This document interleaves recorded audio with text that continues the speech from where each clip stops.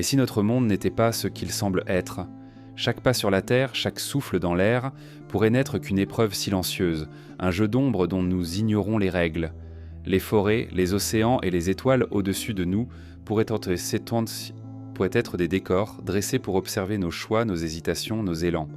La douleur et la beauté que nous rencontrons seraient alors des fragments d'un examen dont nous n'avons jamais reçu l'énoncé. Peut-être que l'histoire des civilisations, les mythes et les découvertes scientifiques ne sont que des chapitres d'un test conçu pour sonder l'âme humaine. Et dans cette hypothèse troublante, la question demeure: qui observe et pourquoi? Depuis les premiers instants où l'être humain a levé les yeux vers le ciel, une question muette l'accompagne. Pourquoi sommes-nous ici? La terre, vaste et silencieuse, pourrait n'être qu'une scène et chaque existence une mise à l'épreuve. Ce voile d'incertitude n'est pas un obstacle mais un décor. Il enveloppe nos vies, dissimule les raisons profondes de la douleur comme de la joie et nous pousse à chercher un sens que rien ne livre clairement. Comme si chaque souffle, chaque geste, chaque rencontre faisait partie d'un examen dont les règles sont invisibles mais présentes, implacables, patientes. L'idée d'une terre conçue comme un test traverse l'histoire humaine. Les textes religieux, les mythes fondateurs, les légendes transmises de génération en génération évoquent toujours une quête, une épreuve, une traversée. Dans les récits sumériens, l'homme est façonné pour servir et être jugé par des puissances supérieures. Dans la tradition biblique, le jardin d'Éden apparaît comme la première salle d'examen, où un simple fruit devient la clé d'une chute ou d'un apprentissage. Les épopées grecques, elles, déroulent un monde saturé d'épreuves, où les héros ne progressent qu'à travers des obstacles imposés par des dieux invisibles mais attentifs. Partout, à chaque époque, l'existence est présentée comme une route jalonnée d'énigmes. Ce qui rend l'hypothèse troublante, c'est qu'elle ne s'appuie pas seulement sur des croyances anciennes. Même nos expériences les plus quotidiennes semblent parfois témoigner de cette logique cachée. Pourquoi certains événements surgissent-ils avec une précision presque cruelle, comme s'ils avaient été minutieusement placés devant nous? Pourquoi des rencontres improbables bouleversent-elles nos vies, alors que tout calcul rationnel les jugeait impossibles? Le hasard, dit-on. Mais ce hasard ressemble souvent à une main invisible, qui place devant nous une question à laquelle il faudra bien répondre. Ce n'est pas toujours une réponse par les mots, mais par nos choix, par nos silences, par nos renoncements. Si l'on observe attentivement, l'univers semble construit comme un mécanisme de sélection. La vie est fragile, précaire, dépendante de règles physiques immuables. Le simple fait de respirer suppose une atmosphère précisément équilibrée, une distance idéale du Soleil, une gravité mesurée à l'exacte limite de ce qui permet la stabilité. L'ensemble est si finement ajusté que certains scientifiques parlent d'un principe anthropique. L'univers paraît calibré pour permettre à l'homme d'exister. Mais que se passerait-il si ce calibrage n'était pas le fruit du hasard cosmique, mais la condition posée pour enclencher une épreuve, comme une salle d'examen construite avec soin, où chaque détail, de la lumière au mur, sert à encadrer un test qui doit se dérouler sans faille. Ce qui frappe encore plus, c'est la manière dont les épreuves semblent s'infiltrer jusque dans les moindres recoins de la vie humaine. Rien n'est exempt de la logique du test. La faim, par exemple, n'est pas seulement un besoin biologique. Elle peut devenir un défi, une lutte entre la survie et la morale, entre la force brute et le partage. L'amour, lui, n'est pas qu'un instinct de reproduction. Il devient un théâtre où se joue la fidélité, la trahison, la compassion, le sacrifice. Même le temps, qui s'écoule silencieusement, agit comme une contrainte imposée. Il nous oblige à faire des choix, à hiérarchiser nos désirs, à affronter la finitude. À chaque instant, un verdict muet semble se dessiner sans que nous en connaissions le barème. Ce voile d'épreuve se manifeste aussi dans la manière dont nous percevons la connaissance. Pourquoi la vérité n'apparaît-elle jamais d'un seul bloc, claire, évidente?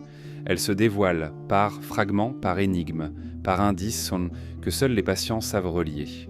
Comme si l'accès au savoir était lui aussi conditionné par une série de passages obligés, une initiation lente et exigeante. L'histoire des sciences est jalonnée d'erreurs, de fausses pistes, de découvertes accidentelles. On pourrait croire que la vérité fuit volontairement, qu'elle teste la persistance des chercheurs, leur capacité à dépasser leurs propres illusions. Le savoir, comme la vie, ressemble à une succession de questions déguisées, où l'échec fait partie intégrante de l'apprentissage. Ce qui renforce encore le sentiment d'épreuve, c'est la présence de la souffrance. Pourquoi l'univers a-t-il été construit de telle manière que la douleur soit inévitable? Si tout n'était qu'un hasard mécanique, Pourquoi la conscience elle-même est-elle apparue, rendant possible l'expérience du chagrin, de la perte, de la peur? La souffrance semble programmée dans le tissu même de la vie. Elle ne se limite pas aux blessures physiques, mais s'étend au deuil, aux séparations, aux attentes déçues. Chaque être humain, quel que soit son lieu ou son époque, y est confronté. Comme si la souffrance était une question universelle, posée à chacun, sans échappatoire. Ce n'est pas une punition peut-être, mais une épreuve inscrite dans le plan même de l'existence. Pourtant, dans le même mouvement, la beauté surgit, une aurore, un sourire, un chant d'oiseau au milieu du silence. Cette beauté, gratuite et fragile, éclaire la scène du test comme une respiration. Elle n'annule pas la douleur, mais elle la contrebalance, elle l'accompagne. Comme si le test ne portait pas seulement sur la capacité à endurer, mais aussi sur la capacité à s'émerveiller malgré tout. Peut-être que l'épreuve la plus subtile n'est pas de survivre, mais de continuer à voir la lumière dans l'ombre, de rester capable de tendresse dans un monde marqué par la perte. L'existence se déploie alors comme un double fil. L'un sombre et rugueux, l'autre lumineux et doux. L'un ne peut être séparé de l'autre. Lorsque l'on contemple les civilisations passées, l'idée d'un test prend une dimension encore plus vaste.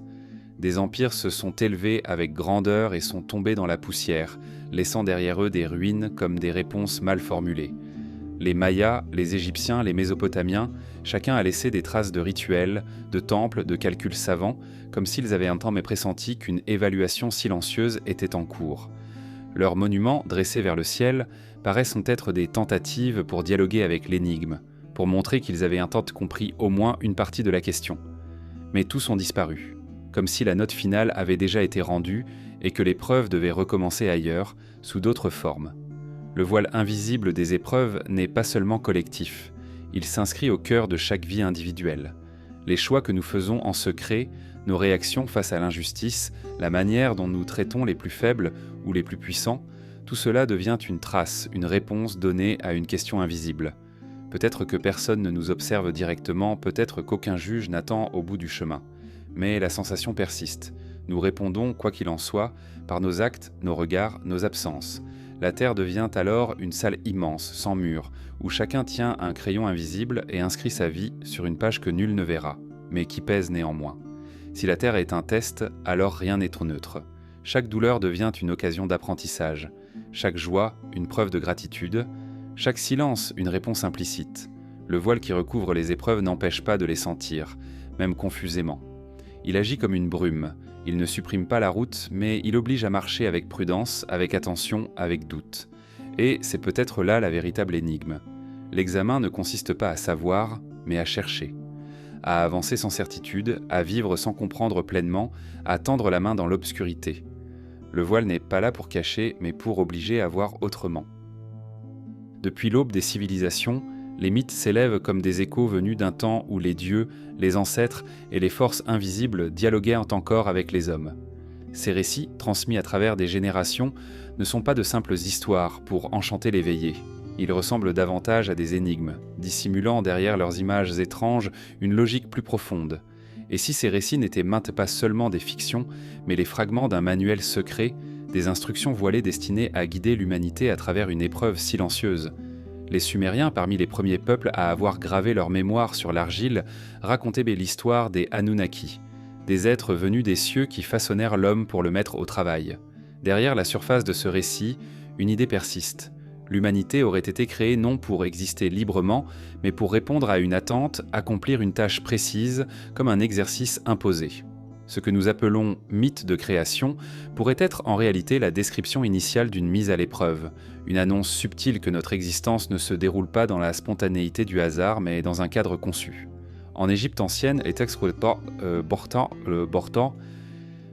funéraires déployaient un autre type d'instruction.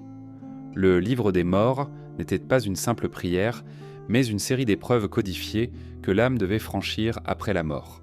Le défunt devait connaître des formules précises, répondre à des questions exactes et passer devant la pesée du cœur, où ses actes étaient jugés contre la plume de Maat.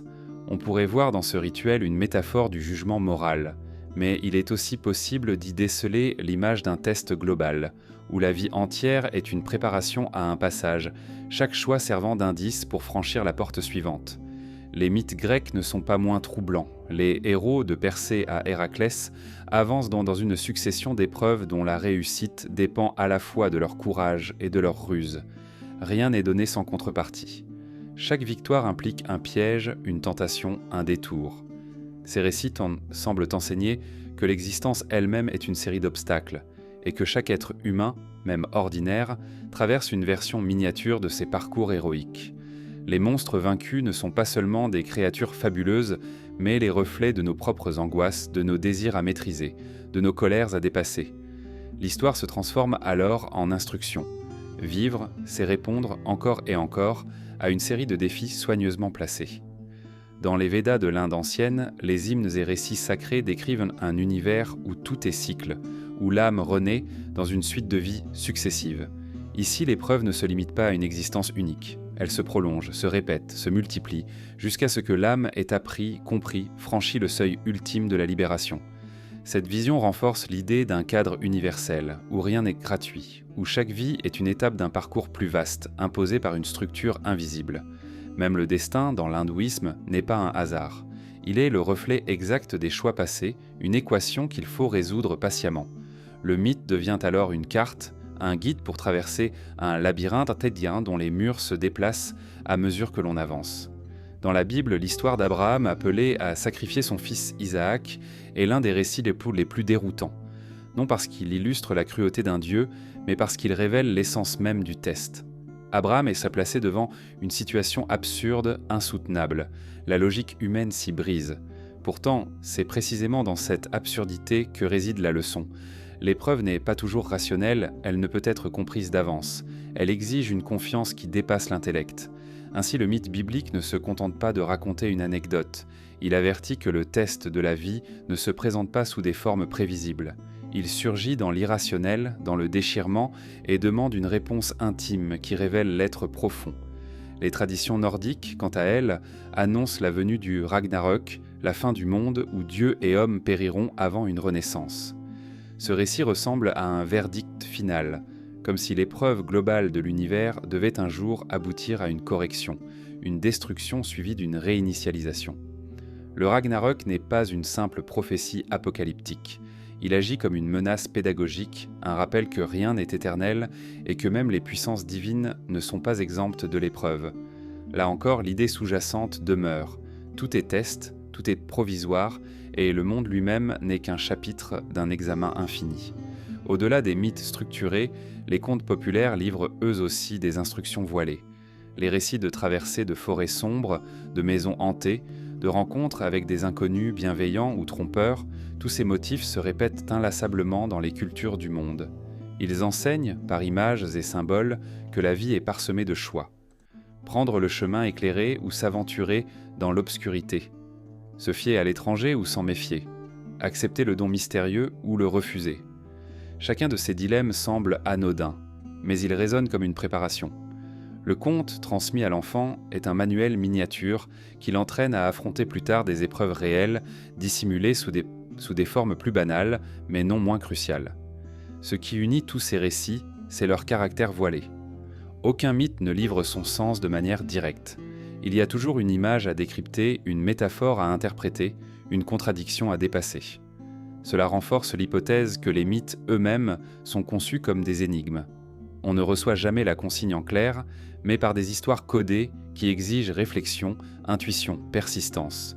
Comme si l'univers avait choisi de ne pas nous parler avec des instructions écrites, mais avec des symboles et des récits qui obligent à chercher activement le sens. Le voile ne cache pas par cruauté, il cache pour forcer l'esprit à se mettre en mouvement. Certains chercheurs modernes, fascinés par les parallèles entre les traditions, ont proposé que ces récits soient seulement les fragments d'une connaissance perdue, transmise sous différentes formes à travers le temps et l'espace. Les ressemblances entre le déluge biblique et les récits mésopotamiens, entre les héros grecs et les figures indiennes, entre les apocalypses nordiques et celles des Mayas, pourraient être les traces d'une vérité commune. Si ces histoires sont si similaires malgré les distances géographiques, peut-être viennent-elles d'une source unique. Peut-être que, dès les premiers temps, une instruction fut donnée à l'humanité et que, sous des voiles culturels différents, elle s'est perpétuée comme une mémoire déformée mais persistante. Dans cette perspective, les mythes deviennent un langage universel. Chaque culture, chaque peuple en détient une partie. Aucun récit n'est complet à lui seul, mais ensemble, ils forment un puzzle mondial. L'humanité, en rassemblant ces morceaux, pourrait approcher de l'instruction originelle, de la véritable consigne du test terrestre. Mais ce puzzle est incomplet et chaque époque oublie ou déforme des pièces. Ce qui nous reste, ce sont des fragments, des reflets dans l'eau, assez pour éveiller le soupçon qu'un plan existe, mais jamais assez pour en saisir totalement la forme. Ce qui frappe enfin, c'est que ces récits, loin de disparaître, continuent de nous habiter. Même dans nos sociétés modernes, saturées de technologie et de rationalisme, les mythes reviennent sous d'autres noms. Légendes urbaines, récits de science-fiction, films et romans qui rejouent inlassablement les thèmes de la quête, de l'épreuve, du sacrifice. Comme si notre inconscient collectif savait que les mythes sont plus qu'un héritage, ils sont une pédagogie invisible, qui nous prépare sans cesse à répondre à des questions que nous n'entendons pas encore clairement. Les mythes anciens ne sont pas des vestiges morts. Ils sont des instructions voilées, toujours actives, toujours à l'œuvre. Ils murmurent que nous ne sommes pas libres dans un vide indifférent, mais placés au cœur d'un examen dont le libellé se cache derrière les symboles. Et à travers leurs images, leurs héros, leurs catastrophes et leurs renaissances, ils tracent la carte d'un parcours dont nous ne faisons que deviner les contours. Les ruines qui jalonnent la terre ne sont pas seulement des pierres érodées, crodées par le temps. Elles ressemblent à des cicatrices ouvertes dans le paysage, comme si elles voulaient murmurer, comme si avoir un avertissement à ceux qui passent. Les civilisations disparues ne laissant pas derrière elles uniquement des vestiges matériels. Elles laissent des énigmes, des silences, des trous béants dans la mémoire collective. Elles semblent raconter une histoire inachevée, une tentative d'ascension brisée, une série d'examens échoués ou interrompus. Et si chacune de ces disparitions n'était pas un simple accident de l'histoire, mais un signe dans un test plus vaste, un indice pour ceux qui viendraient après? L'exemple le plus fascinant demeure celui des Mayas. Leur civilisation florissante, maîtresse en astronomie, en mathématiques et en architecture, s'est effondrée sans que nous en comprenions encore totalement les raisons. Les temples dressés au milieu de la jungle parlent d'une société obsédée par le temps, attentive au cycle cosmique, capable de prédire les éclipses et de bâtir des calendriers d'une précision étonnante. Pourquoi une culture si avancée aurait-elle soudain sombré dans le silence? Les hypothèses varient, sécheresse, guerres internes, épuisement des ressources. Mais au-delà de ces causes matérielles, une impression persiste. Les Mayas avaient orienté toute leur existence vers l'idée d'un cycle qui devait s'achever. Peut-être avaient-ils lu dans le ciel une consigne, peut-être avaient-ils perçu qu'ils n'étaient que des acteurs dans une épreuve plus vaste et qu'une étape devait s'arrêter pour qu'une autre commence. Les Égyptiens, eux, ont laissé derrière eux des monuments si colossaux que leur présence semble défier le passage du temps. Les pyramides, les temples, les nécropoles alignés sur le Nil ne sont pas que des prouesses architecturales. Elles ressemblent à des messages inscrits trop dans la pierre, comme si une civilisation avait voulu transmettre à ceux qui suivraient une part de son savoir, ou au moins une question ouverte. Malgré des siècles d'études, de fouilles, de théories, nous ignorons encore comment certaines structures furent bâties avec une telle précision. Était-ce simplement l'œuvre de milliers de bras et d'une organisation rigoureuse, ou bien un indice, un défi posé pour obliger ceux qui viendraient après à se confronter à l'énigme? Les Égyptiens paraissent avoir vécu dans l'attente d'un passage. Leurs rituels funéraires, leurs textes sacrés, tout indique qu'ils concevaient la vie terrestre comme une préparation. Leur disparition n'est peut-être pas seulement un effacement historique, mais l'achèvement d'un chapitre dans l'épreuve globale. Les Mésopotamiens, inventeurs de l'écriture, bâtisseurs de cités puissantes, sont eux aussi tombés dans l'oubli. Leurs récits, gravés dans l'argile, parlent de dieux exigeants, de déluges punitifs, de rois chargés de maintenir l'ordre face au chaos. Là encore, une impression domine. Leur monde n'était pas conçu comme un lieu de repos, mais comme une salle d'examen où chaque génération devait répondre à des forces supérieures. Leur effondrement, après des siècles de grandeur, pourrait être interprété comme la sanction d'un test que l'humanité n'avait pas encore su réussir. Et que dire de l'île de Pâques, ce point isolé dans l'océan, couvert de statues monumentales dont le regard fixe semble scruter l'horizon?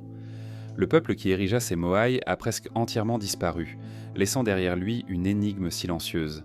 Ces visages de pierre ne livrent pas leurs secrets, Étaient-ils des représentations d'ancêtres, des gardiens, des messagers pour un au-delà inconnu ?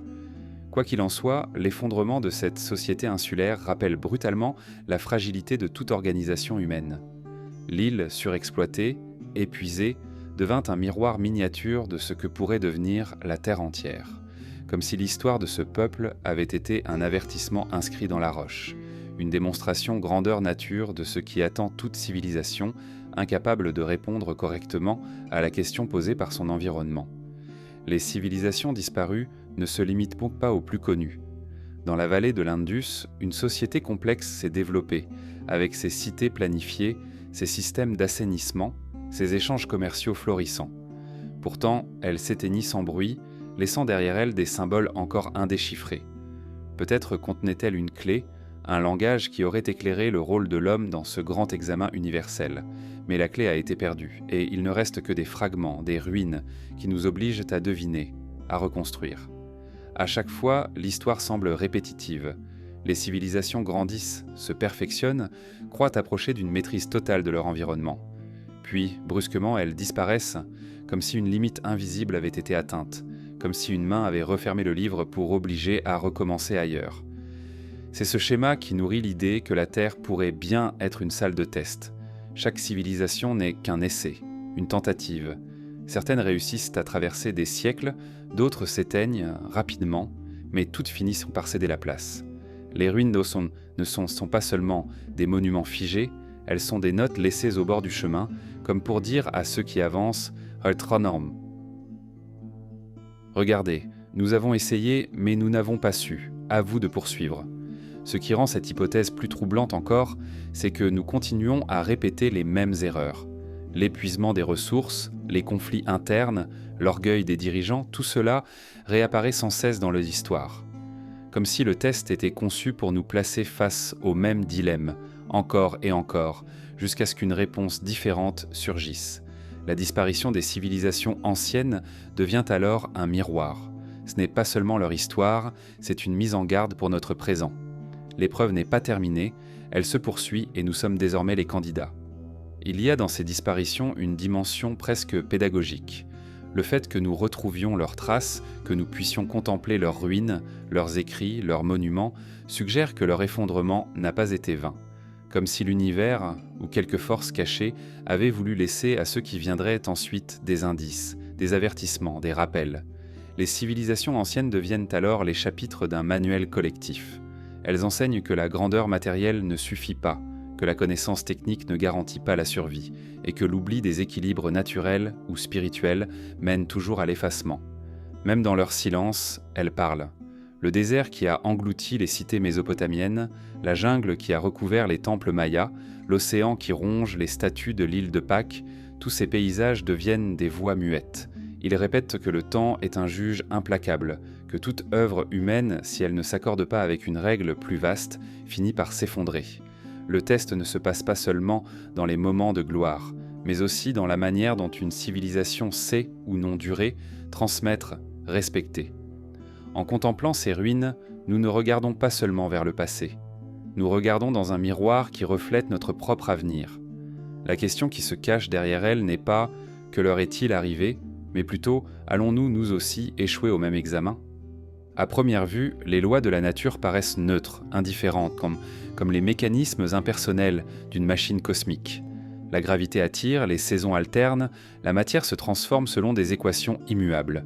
Pourtant, lorsqu'on les observe avec plus de profondeur, ces lois donnent l'impression d'un cadre soigneusement tracé, d'un ensemble de règles imposées dont nul ne peut s'extraire.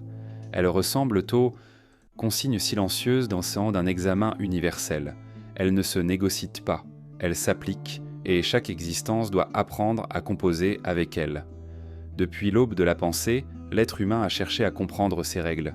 Les premiers agriculteurs, attentifs au retour des pluies et au cycle des astres, savaient que leur survie dépendait de la lecture correcte de la nature. Ils ne pouvaient pas modifier la course du soleil, mais ils pouvaient s'y adapter, calculer, prévoir, organiser leur vie en fonction de ce rythme imposé. Les premiers calendriers, gravés sur des os ou des pierres, n'étaient pas seulement des outils pratiques. Ils étaient déjà la reconnaissance implicite que l'homme vivait sous un règlement invisible, un ordre cosmique qu'il devait respecter s'il voulait prospérer, À mesure que les civilisations ont grandi, la compréhension de ces lois s'est approfondie. Les Égyptiens alignaient leurs temples sur la course des étoiles, comme pour inscrire leurs œuvres humaines dans la géométrie céleste. Les Grecs cherchaient, à travers la philosophie, à découvrir l'harmonie sous-jacente à toutes choses. Les penseurs indiens, eux, parlaient de dharma, cet ordre universel qui règle aussi bien le mouvement des planètes que la conduite morale des individus. Partout, sous des noms différents, la même idée revenait. Il existe un tissu de lois que nul ne peut contourner. La liberté humaine n'est pas absolue, elle est circonscrite à l'intérieur d'un cadre dont nous n'avons pas écrit les règles. Ce cadre, pourtant, n'a rien d'arbitraire.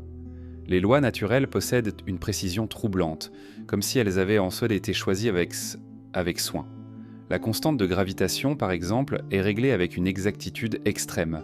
Un léger changement et les étoiles ne pourraient pas naître, les planètes ne pourraient pas se former, la vie ne pourrait pas apparaître. La force nucléaire qui maintient les atomes unis est elle aussi calibrée à la perfection. Trop forte et l'univers se serait effondré sur lui-même. Trop faible et la matière n'aurait jamais pris forme. Les scientifiques parlent d'ajustement fin de l'univers. Mais si l'on suit l'hypothèse de la Terre comme test, cet ajustement devient plus qu'un hasard. Il apparaît comme la préparation d'un terrain d'examen, où les conditions sont réglées avec exactitude pour que les candidats puissent exister et être évalués. Dans cette perspective, la souffrance et la joie ne sont pas des accidents, mais les conséquences logiques des règles établies. Le feu brûle, toujours, sans se soucier de l'intention de celui qui s'en approche. L'eau noie sans distinguer le juste de l'injuste. Le temps emporte tous les êtres, quel que soit leur pouvoir ou leur fragilité. Ces lois impersonnelles forment le cœur de l'épreuve. Elles posent les mêmes contraintes à chacun, sans favoritisme, sans indulgence. Leur impartialité est absolue, et c'est peut-être précisément cela qui en fait des règles. Et comme si l'univers avait choisi de créer un examen équitable, où tous se heurtent aux mêmes conditions. La biologie elle-même illustre cette logique. La vie ne peut se maintenir qu'en luttant. Chaque organisme doit s'adapter, se nourrir, se défendre, se reproduire. Les plus aptes survivent, les autres disparaissent. Darwin a résumé ce processus par la sélection naturelle. Mais derrière la neutralité scientifique de ce concept, une impression se glisse. La vie est construite comme une série d'épreuves. Chaque espèce doit répondre à des défis précis, et c'est sa manière de les résoudre qui détermine sa survie. L'humanité n'échappe pas à cette règle. Elle a dû apprendre à maîtriser le feu, à bâtir des abris, à coopérer pour chasser et se défendre. Chaque progrès fut une réponse donnée à la question silencieuse que la nature posait. Même la conscience, cette étincelle qui distingue l'homme des autres espèces, semble elle aussi s'inscrire dans la logique des règles imposées. La conscience permet non seulement de percevoir le monde, mais aussi de ressentir le poids de ses lois, d'éprouver la peur, l'espoir, la responsabilité. L'homme sait qu'il mourra, il sait que ses choix ont des conséquences. Ce savoir est en lui-même une règle implicite, vivre en connaissance de cause. Peut-être que la conscience n'est pas un simple produit de l'évolution, mais une condition du test. Sans elle, il n'y aurait pas d'épreuve véritable, car un être inconscient ne peut être jugé ni dans ses actes, ni dans ses intentions. Les traditions spirituelles ont souvent interprété ces lois comme des commandements voilés. Dans le taoïsme, l'univers est régi par le Tao, cette voie invisible que l'homme doit suivre s'il veut vivre en harmonie. Ne pas respecter cette voie entraîne la disharmonie, la souffrance, la perte. Dans le bouddhisme, la loi du karma exprime un principe similaire. Chaque action entraîne une conséquence inévitable, et nul ne peut s'y soustraire. La morale n'est pas imposée de l'extérieur, elle est inscrite dans le tissu même de la réalité. Le monde devient ainsi un champ d'examen où chaque acte, chaque pensée, chaque parole produit une réponse automatique, une conséquence qui reflète la qualité de la décision prise. La science moderne, loin de contredire ces visions, les prolonge parfois. Les lois de la thermodynamique, par exemple, imposent l'entropie. Toute chose tend vers le désordre, toute énergie se dissipe. Cela signifie que rien ne peut être conservé éternellement, que tout finit par se dégrader. Cette contrainte universelle agit comme une règle écrite en profondeur dans la matière même de l'univers. Elle oblige à accepter la finitude, à agir dans un temps limité, à inventer sans cesse pour retarder l'inévitable. L'entropie est peut-être l'une des consignes les plus fondamentales de l'examen. Rien ne dure, tout doit être vécu dans l'urgence discrète d'un temps qui fuit. Il existe aussi des règles plus subtiles, moins visibles, mais tout aussi contraignantes. Les lois sociales, par exemple, émergent spontanément de la condition humaine. Partout, dans toutes les cultures, des normes apparaissent: ne pas tuer, partager, respecter certains liens. Elles ne sont pas identiques d'un peuple à l'autre, mais elles révèlent une tendance universelle. La vie collective impose ses propres épreuves. Survivre seul est presque impossible, et vivre avec les autres exige des compromis, des sacrifices, des équilibres. Ces règles sociales semblent surgir naturellement, comme si elles étaient programmées dans la condition humaine. Elles renforcent l'idée que l'humanité est placée dans un cadre où la survie passe par la coopération, par l'invention de structures communes. Si les lois naturelles sont des règles imposées, alors elles agissent aussi comme des filtres. Elles testent la résilience, la créativité, la capacité d'adaptation. Chaque catastrophe naturelle, chaque épidémie, chaque bouleversement climatique devient une question posée à l'humanité. Comment répondre? Comment transformer la contrainte en occasion? L'histoire montre que les plus grands progrès naissent souvent de ces moments de crise. C'est comme si les règles de la nature ne se contentaient pas de limiter, mais poussaient aussi à dépasser, à inventer, à se transcender. L'épreuve n'est pas seulement punitive, elle est stimulante, formatrice. Mais il y a une part d'ombre dans cette logique. Si les lois naturelles sont des règles imposées, cela signifie aussi que nous vivons dans un univers qui ne nous appartient pas vraiment. Nous ne faisons que jouer à l'intérieur d'un cadre que nous n'avons pas choisi. Cette absence de liberté absolue peut paraître angoissante. Elle suggère que tout était déjà écrit dans les conditions mêmes de l'existence. Mais elle invite aussi à une forme d'humilité. Nous ne sommes pas les maîtres de la Terre, mais des candidats sont placés dans une salle d'examen dont nous découvrons peu à peu les consignes. La beauté de ce cadre réside dans son silence. Les lois naturelles ne crient pas, elles ne menacent pas. Elles s'appliquent simplement, avec constance. Elles ne punissent pas par colère, elles punissent par nécessité. Le feu brûle parce que telle est sa nature, l'eau noie parce que telle est sa loi. Cette impartialité absolue donne au test une dimension troublante. Nul favoritisme, nul arbitraire, seulement des règles fixes qui s'appliquent à tous. Et dans cette impartialité se cache peut-être la véritable équité, celle qui fait de l'épreuve une expérience commune, partagée par tous les êtres vivants. Ainsi, les lois naturelles ne sont pas de simples curiosités scientifiques. Elles sont le squelette même de l'épreuve terrestre. Elles dessinent les limites à l'intérieur desquelles nous devons agir, choisir, échouer ou réussir. Elles sont les règles silencieuses qui conditionnent chaque souffle, chaque geste, chaque pensée. Vivre, c'est apprendre à jouer selon elles, à comprendre leur logique, à trouver un sens à l'intérieur d'un cadre que nous n'avons pas tracé. Elles sont peut-être le signe le plus clair que la Terre n'est pas un hasard, mais un examen. Et nous en sommes les candidats, soumis à des règles qu'aucun d'entre nous n'a jamais rédigées. Il est étrange de constater à quel point la vie humaine se déploie entre deux pôles contraires. D'un côté, la douleur, inévitable, brutale ou insidieuse, inscrite jusque dans les tissus du corps et dans les tréfonds de l'âme. De l'autre, la joie, fragile et lumineuse, qui surgit parfois comme un souffle inattendu au milieu du chaos. Si l'on considère la Terre comme un test, alors ces deux expériences fondamentales cessent d'être de simples sensations. Elles deviennent les variables d'un jeu complexe, les leviers invisibles qui mesurent et façonnent la réponse de chacun. La souffrance d'abord s'impose comme une constante universelle. Aucun être humain n'y échappe. Elle prend 1000 formes: maladie, perte, solitude, injustice, angoisse, désespoir. Dès la naissance, elle accompagne l'existence comme une ombre fidèle. On pourrait la voir comme une malédiction, un résidu absurde d'un monde imparfait. Mais elle peut aussi être interprétée comme une question silencieuse posée à chaque instant. Comment réagiras-tu? Quelle sera ta réponse face à ce poids qui t'écrase? La souffrance ne se contente pas d'affaiblir. Elle révèle, elle expose le fond de l'être. C'est peut-être là qu'elle agit comme un instrument d'évaluation. Les traditions spirituelles, de l'Orient à l'Occident, ont toutes insisté sur ce rôle de la douleur. Dans le bouddhisme, l'existence est marquée par la dukkha, la souffrance universelle, et le chemin spirituel consiste à en comprendre la nature, à l'apprivoiser, à la transcender. Dans le christianisme, la croix devient le symbole ultime de l'épreuve, montrant que même la divinité accepte d'affronter la douleur comme une étape nécessaire. Dans l'islam, l'épreuve est inscrite dans le destin même de l'homme, et la patience face à la souffrance devient une vertu suprême. Toutes ces visions convergent. La douleur n'est pas un accident, elle est intégrée au plan, elle constitue une variable essentielle de l'expérience humaine. Mais à côté de cette ombre, il y a la lumière. La joie, tout aussi universelle, se manifeste avec une intensité qui défie la raison. Elle surgit dans un rire partagé, dans la beauté d'un paysage, dans l'étreinte d'un être aimé, dans la découverte soudaine d'une vérité. La joie est peut-être encore plus mystérieuse que la souffrance car elle n'est pas nécessaire à la survie.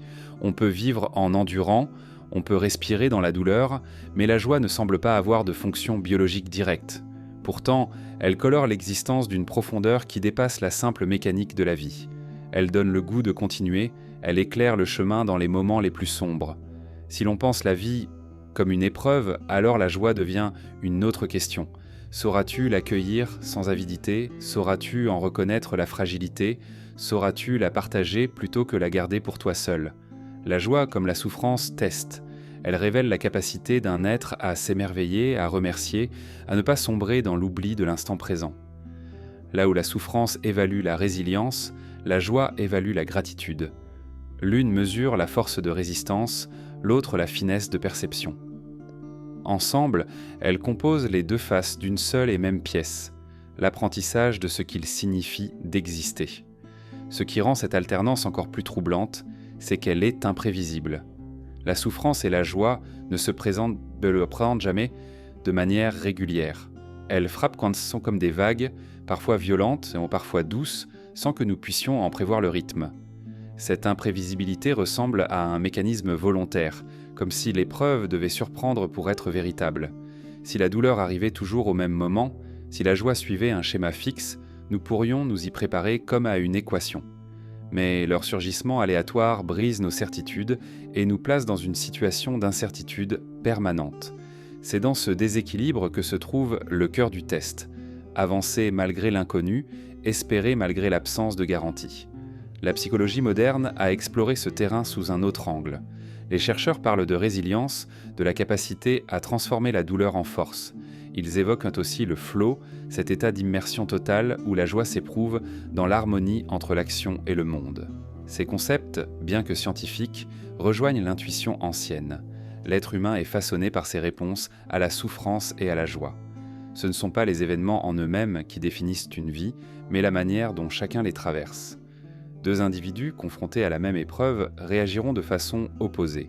L'un sombrera dans le désespoir, l'autre trouvera dans la même situation un appel à se transformer. Les artistes, les poètes, les musiciens ont souvent été les témoins privilégiés de ce jeu des contraires. La douleur a inspiré des œuvres d'une intensité bouleversante, comme si l'ombre nourrissait la création.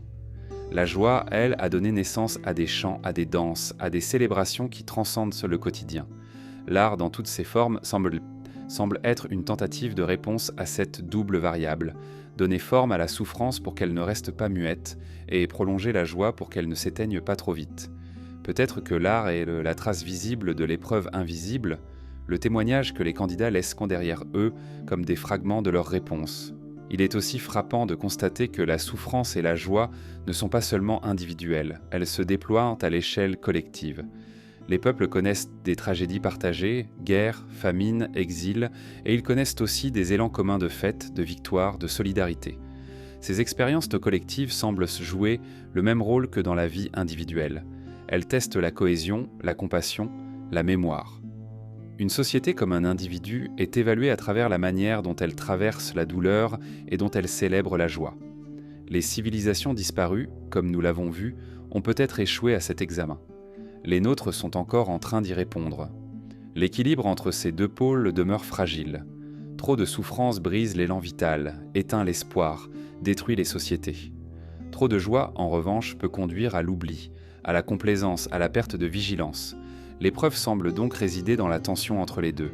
L'être humain doit apprendre à supporter la douleur sans se laisser écraser, et à accueillir la joie sans se laisser enivrer. Comme un funambule marchant sur un fil tendu au-dessus du vide, il avance en oscillant entre l'ombre et la lumière, entre le poids et la légèreté. C'est dans ce balancement qu'il révèle sa véritable mesure. Dans certaines traditions mystiques, on enseigne que la souffrance et la joie ne sont pas vraiment opposées, mais deux expressions d'une même énergie. Elles se répondent, s'appellent, s'équilibrent. La douleur ouvre des brèches qui rendent possible une joie plus profonde. La joie, lorsqu'elle est sincère, donne le courage de supporter la douleur. Peut-être que le test ne consiste pas à choisir l'une contre l'autre, mais à comprendre leur unité secrète, à apercevoir qu'elles ne sont pas des ennemis, mais des compagnes de route. La sagesse ne se trouve ni dans le rejet de la souffrance, ni dans la poursuite obsessionnelle de la joie, mais dans la capacité à accueillir les deux comme des enseignants. Et il était possible que ce soit là l'une des variables les plus fines de l'examen terrestre. Comment vivons-nous ce double flux ? Sommes-nous capables de rester debout quand la douleur nous frappe ? Sommes-nous capables de rester humbles quand la joie nous comble ?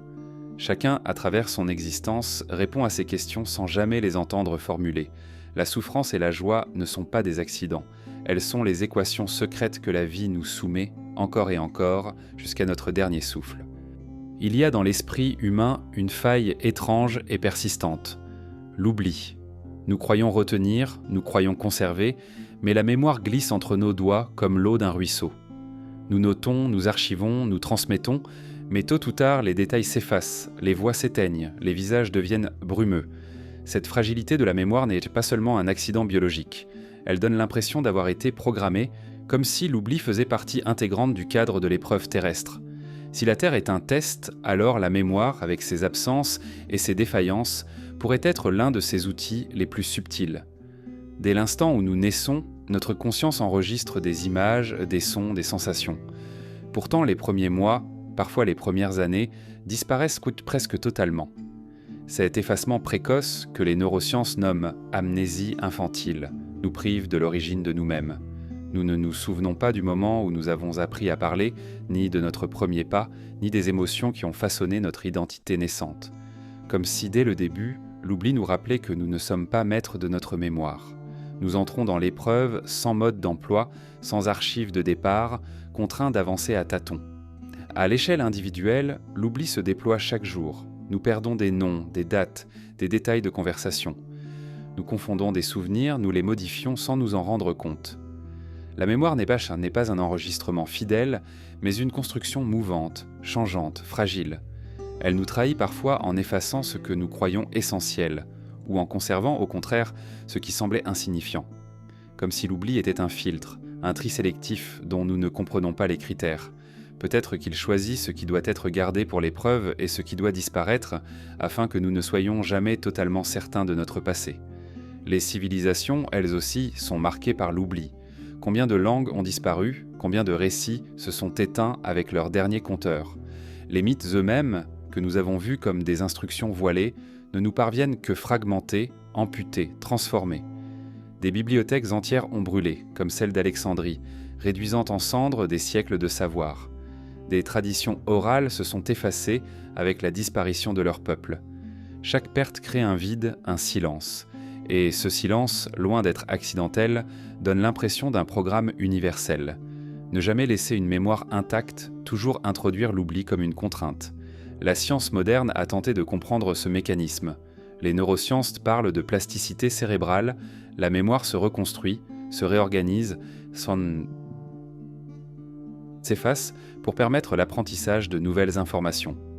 L'oubli serait alors une nécessité biologique, un moyen d'éviter la saturation. Mais on peut aussi voir dans cette explication rationnelle une dimension plus troublante.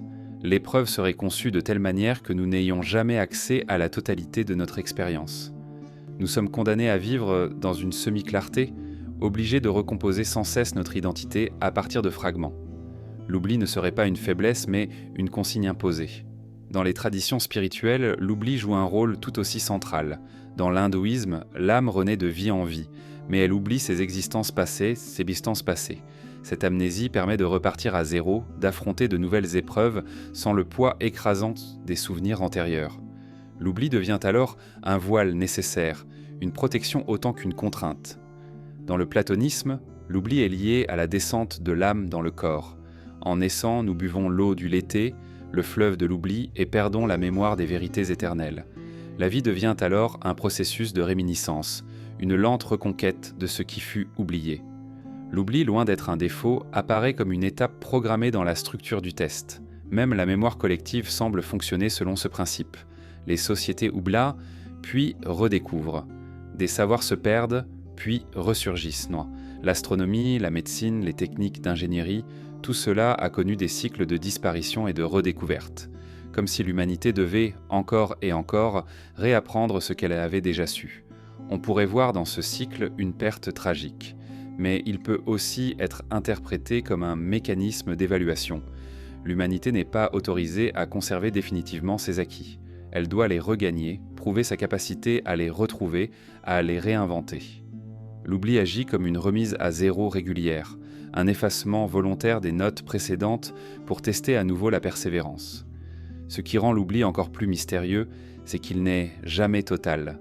Des fragments persistent, des traces résistent au temps. Des ruines surgissent du sable, des textes rescapés réapparaissent, des souvenirs enfouis remontent dans les rêves.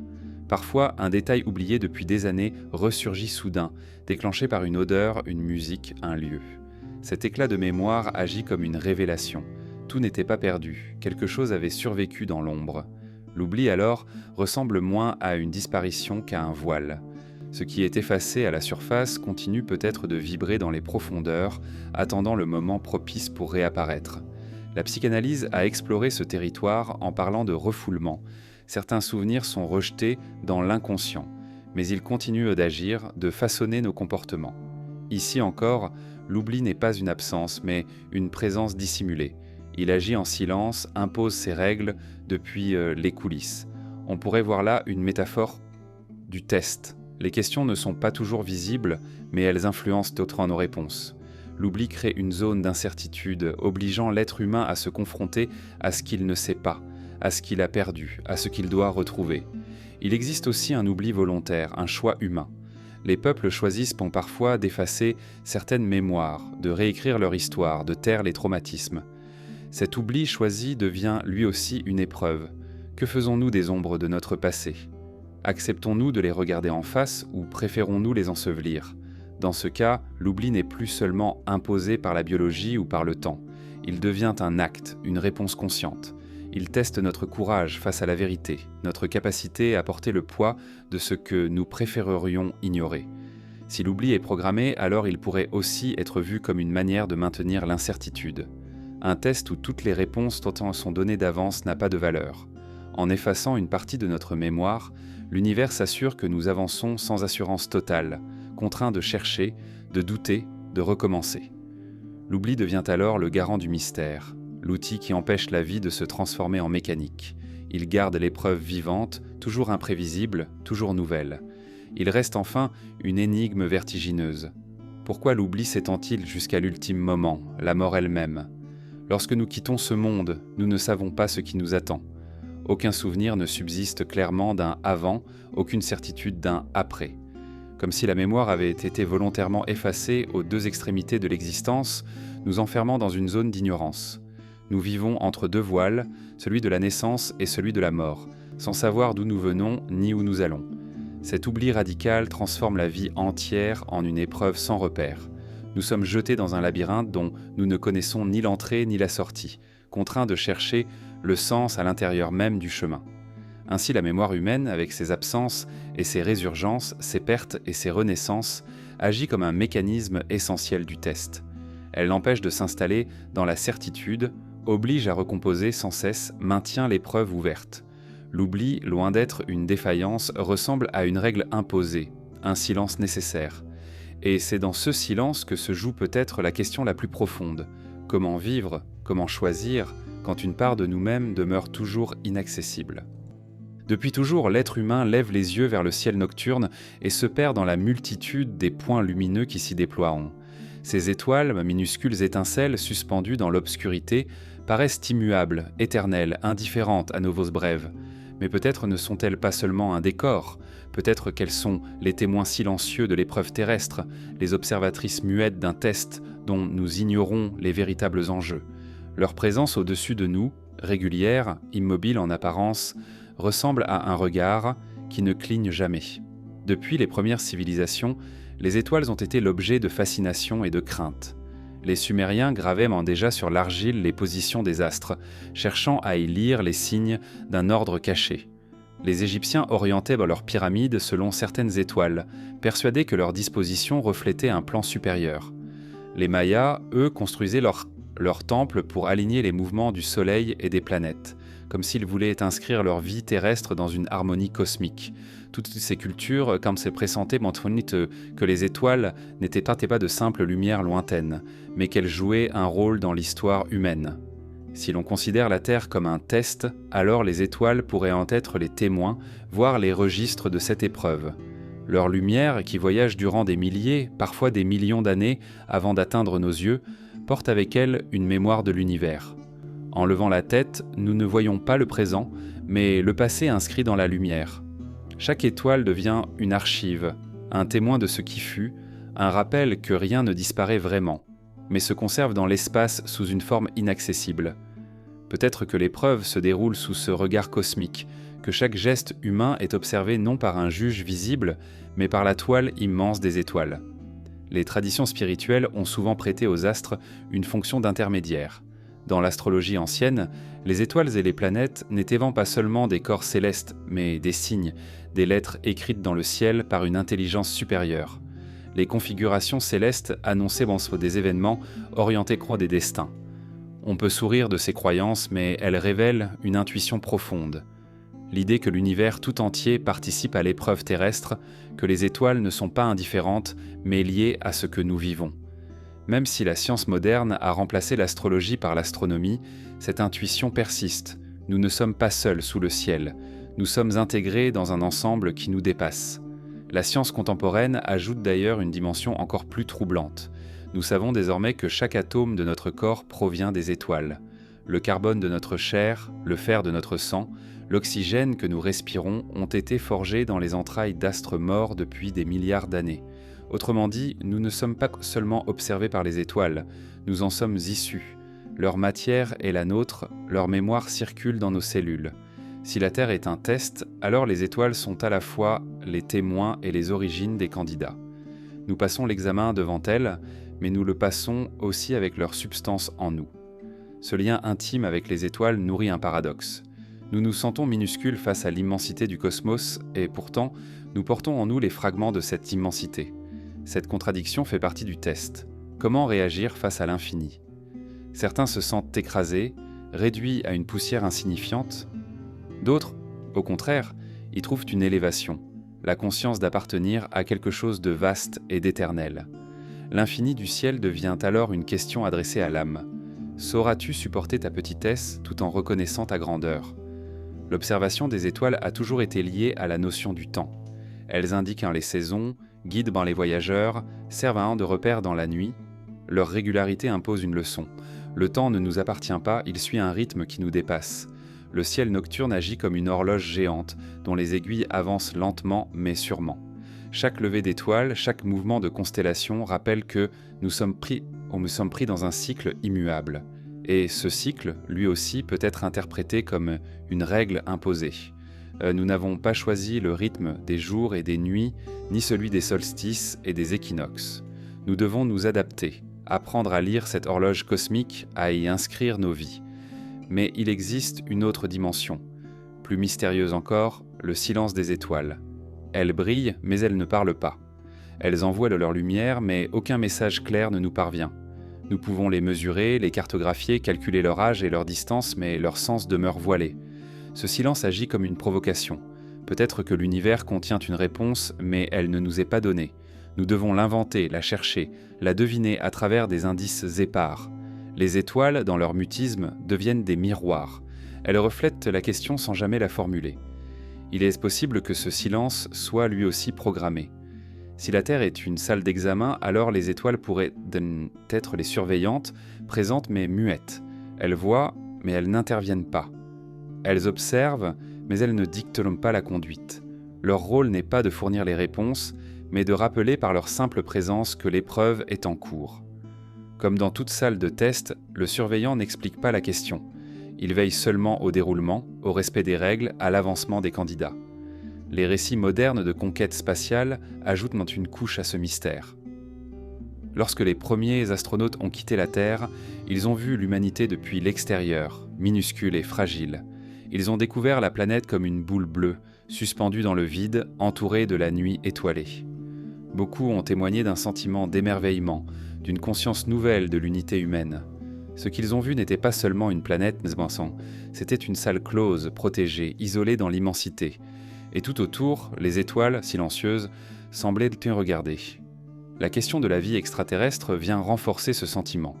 Si nous ne sommes pas seuls, alors peut-être que d'autres candidats passent aussi des épreuves semblables, ailleurs, sous d'autres ciels étoilés. Et si nous sommes seuls, alors le test est encore plus troublant. Pourquoi ce silence? Pourquoi cette absence de réponse dans un univers si vaste? Dans les deux cas, les étoiles jouent le rôle d'énigme. Elles ne disent pas si nous sommes accompagnés ou abandonnés. Elles se contentent trop de briller, comme un code que nous ne savons pas déchiffrer. Enfin, il est une dimension plus intime. Chacun, dans sa solitude, a déjà ressenti le vertige d'une nuit étoilée. Face à l'infini, les questions se multiplient. Que faisons-nous ici? Quelle est la finalité de nos vies en brève? Pourquoi cet univers immense existe-t-il pour accueillir notre regard? Les étoiles, en se montrant, obligent à la réflexion. Elles testent notre capacité à supporter l'incompréhensible, à vivre dans un monde où les réponses ne sont pas données. Peut-être que l'examen n'est pas de trouver une solution, mais de continuer à interroger, à contempler, à accepter le mystère sans se détourner. Ainsi, les étoiles ne sont pas seulement des lumières dans la nuit. Elles sont les témoins de l'épreuve, les gardiennes silencieuses qui entourent la Terre de leur regard muet. Elles rappellent que nous sommes inscrits dans un ordre plus vaste, que notre existence se déroule sous l'infini. Elles ne donnent pas de réponse, mais elles maintiennent vivante la question. Et c'est peut-être cela leur rôle le plus profond. Obliger l'humanité à lever les yeux, à se confronter à l'immensité, à chercher dans l'obscurité la trace d'un sens qui demeure voilé. Il arrive que la vie, d'ordinaire faite de gestes banals et de rythmes réguliers, se fissure soudain pour laisser apparaître un alignement étrange. Une rencontre improbable au détour d'une rue, un mot entendu au moment exact où il résonne avec une pensée intérieure, un événement qui semble répondre à une attente silencieuse.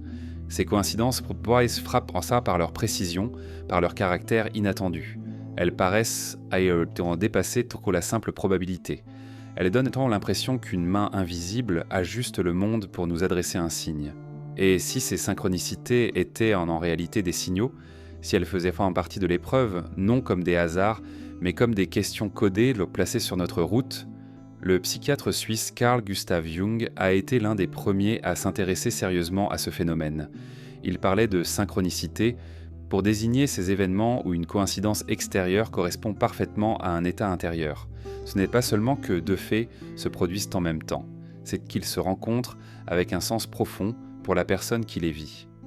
Jung voyait là une manifestation de l'inconscient collectif, une manière pour la réalité de dialoguer avec l'âme. Les synchronicités ne sont pas explicables par la causalité ordinaire, elles appartiennent à un ordre caché, une logique subtile qui relie le dedans et le dehors.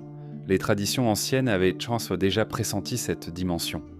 Les augures romains, en observant le vol des oiseaux, croyaient en lire dans ces mouvements des messages divins. Les devins chinois, avec le I Ching, cherchaient à interpréter les configurations de traits et de hexagrammes comme des reflets de l'ordre universel.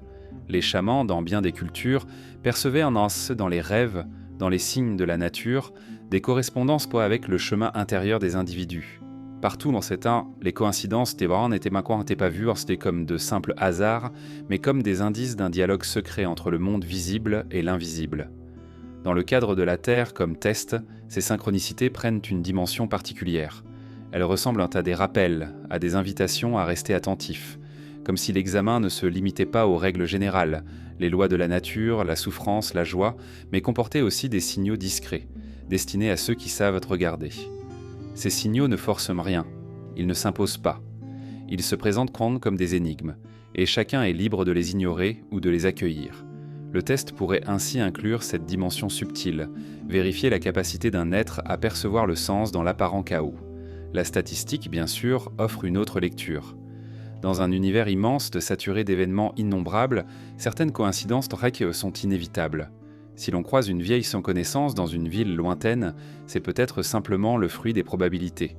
Mais cette explication rationnelle ne suffit pas à épuiser le mystère, car ce qui frappe dans les synchronicités, ce n'est pas seulement leur improbabilité, mais leur résonance intérieure. Elles tombent au moment exact où elles prennent un sens, comme si elles répondaient à une question intime jamais formulée à voix haute. La statistique n'explique pas pourquoi ces hasards arrivent précisément quand nous en avons besoin, ni pourquoi ils marquent si fortement notre mémoire. Prenons l'exemple d'un rêve qui se réalise presque mot pour mot le lendemain. D'un point de vue rationnel, cela peut être un hasard, une coïncidence parmi des milliards de possibles. Mais pour celui qui le vit, l'expérience a un goût de révélation. Elle crée l'impression que le temps lui-même s'est fissuré, que le futur a envoyé un écho dans le présent. Dans une logique de test, ce genre d'expérience peut être vu comme une question silencieuse. Comment réagir face à ce signe ? L'ignorer, le minimiser ou bien l'accueillir comme une invitation à réfléchir différemment à la nature du réel. Les synchronicités touchent aussi les grandes histoires de collectives.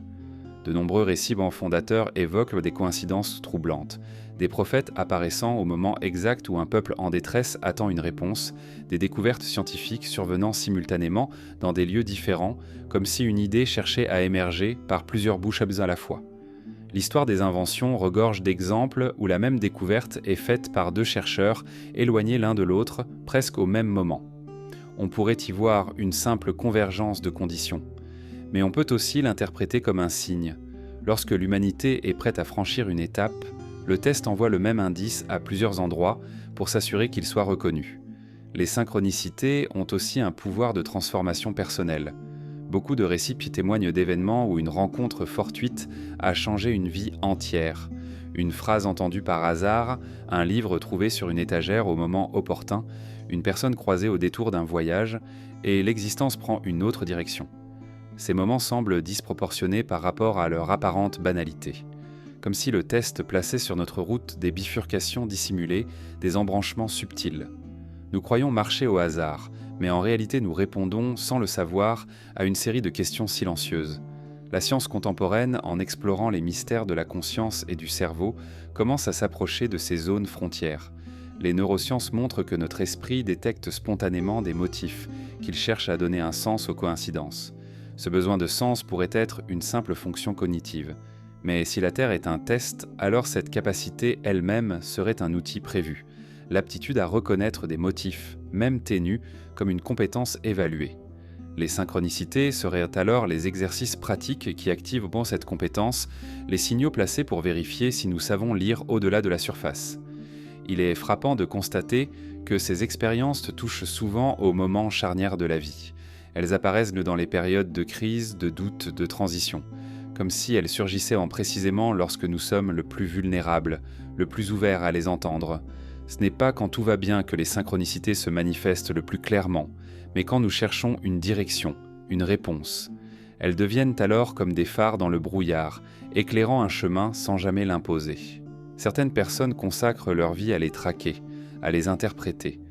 Elles voient dans chaque événement une correspondance, un message caché. D'autres les rejettent totalement, les considérant comme des illusions. Mais peut-être que l'épreuve ne consiste pas à se perdre dans l'excès d'interprétation, ni à nier systématiquement, mais à trouver une voie médiane, savoir accueillir les signes quand ils apparaissent, sans les transformer en certitudes absolues. C'est peut-être cela que teste la synchronicité, la capacité à discerner, à rester attentif sans sombrer dans l'obsession. Les synchronicités agissent comme un langage, mais c'est un langage fragmentaire, symbolique, jamais entièrement décodé. Il ressemble aux mythes anciens, aux rêves, aux paraboles. Il oblige à interpréter, à chercher, à douter. Il ne livre pas de réponse claire, mais il ouvre des pistes, il entretient la question. Dans un univers conçu comme un test, ce langage des coïncidences devient un outil privilégié. Il ne dit rien de manière explicite, mais il guide subtilement, il suggère, il éveille. Peut-être que chaque synchronicité est une sorte de ponctuation dans le texte de nos vies. Elle marque un arrêt, une respiration, un moment où le voile se soulève un instant. Elle nous rappelle que nous ne marchons pas seuls dans un hasard aveugle, mais dans un décor où quelque chose semble vouloir entrer en contact.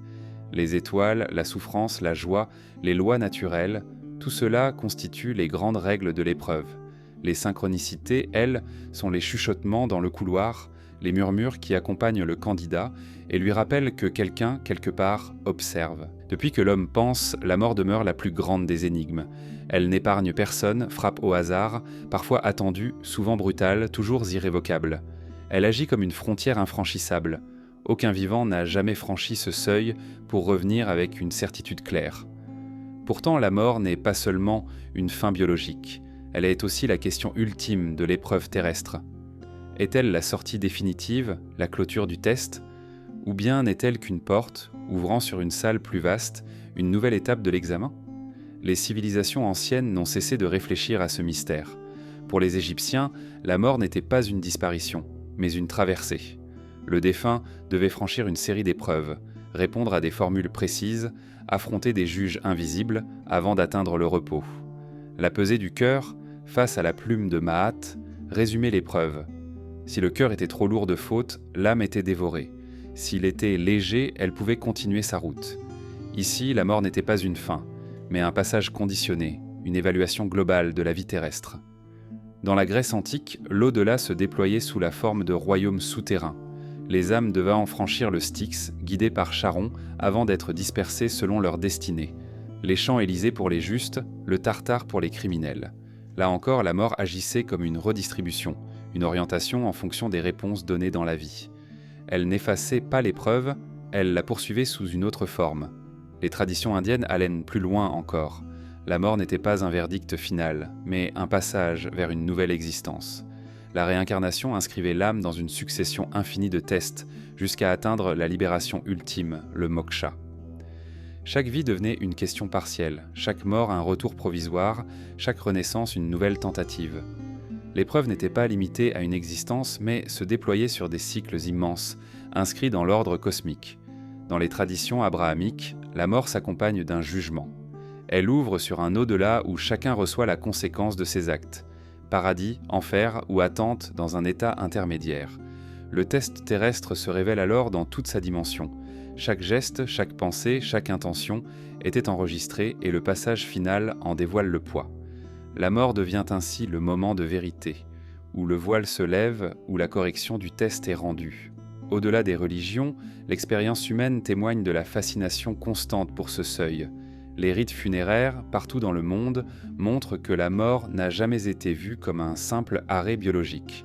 Qu'il s'agisse d'inhumer, de brûler, de momifier, de déposer des offrandes, toujours l'humanité a cherché à accompagner ces morts, comme si elle pressentait que le voyage continuait. Les morts ne sont pas abandonnés, on leur parle, on les honore, on leur demande des conseils. Cette insistance universelle révèle une intuition commune. La mort n'est pas une fin absolue, mais une transition.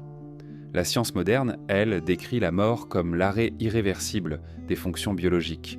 Mais même dans ce cadre rationnel, des questions surgissent. Les témoignages d'expériences de mort imminente troublent cette vision. Des personnes cliniquement mortes quelques minutes rapportent des sensations similaires. Lumière intense, sentiment de paix, vision de proches disparus, impression de flotter hors de leur corps.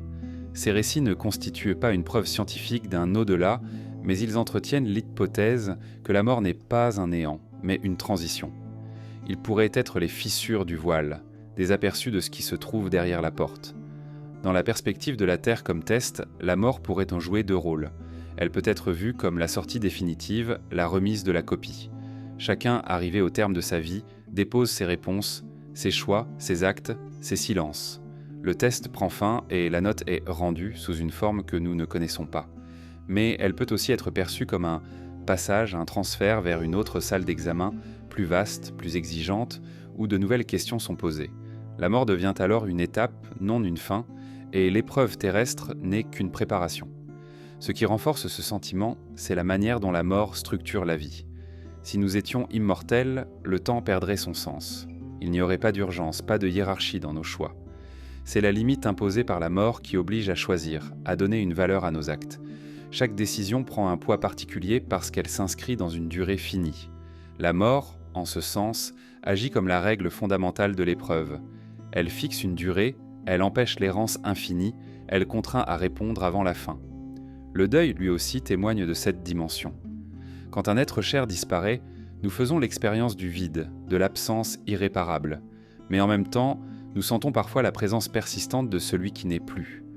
Dans les rêves, dans les souvenirs, dans les signes que l'on croit percevoir, les morts continuent souvent d'accompagner les vivants. Le test ne sépare pas totalement. Il laisse passer des échos, des résonances, comme pour nous rappeler que la frontière n'est pas absolue. Il est possible que la mort soit programmée non comme une punition, mais comme une remise à zéro. comme si, une fois l'épreuve terminée, le candidat devait quitter la salle, déposer sa feuille, pour laisser la place au suivant. La mort garantit que le test se poursuit, qu'il ne s'arrête jamais, que de nouvelles générations affrontent à leur tour les mêmes questions.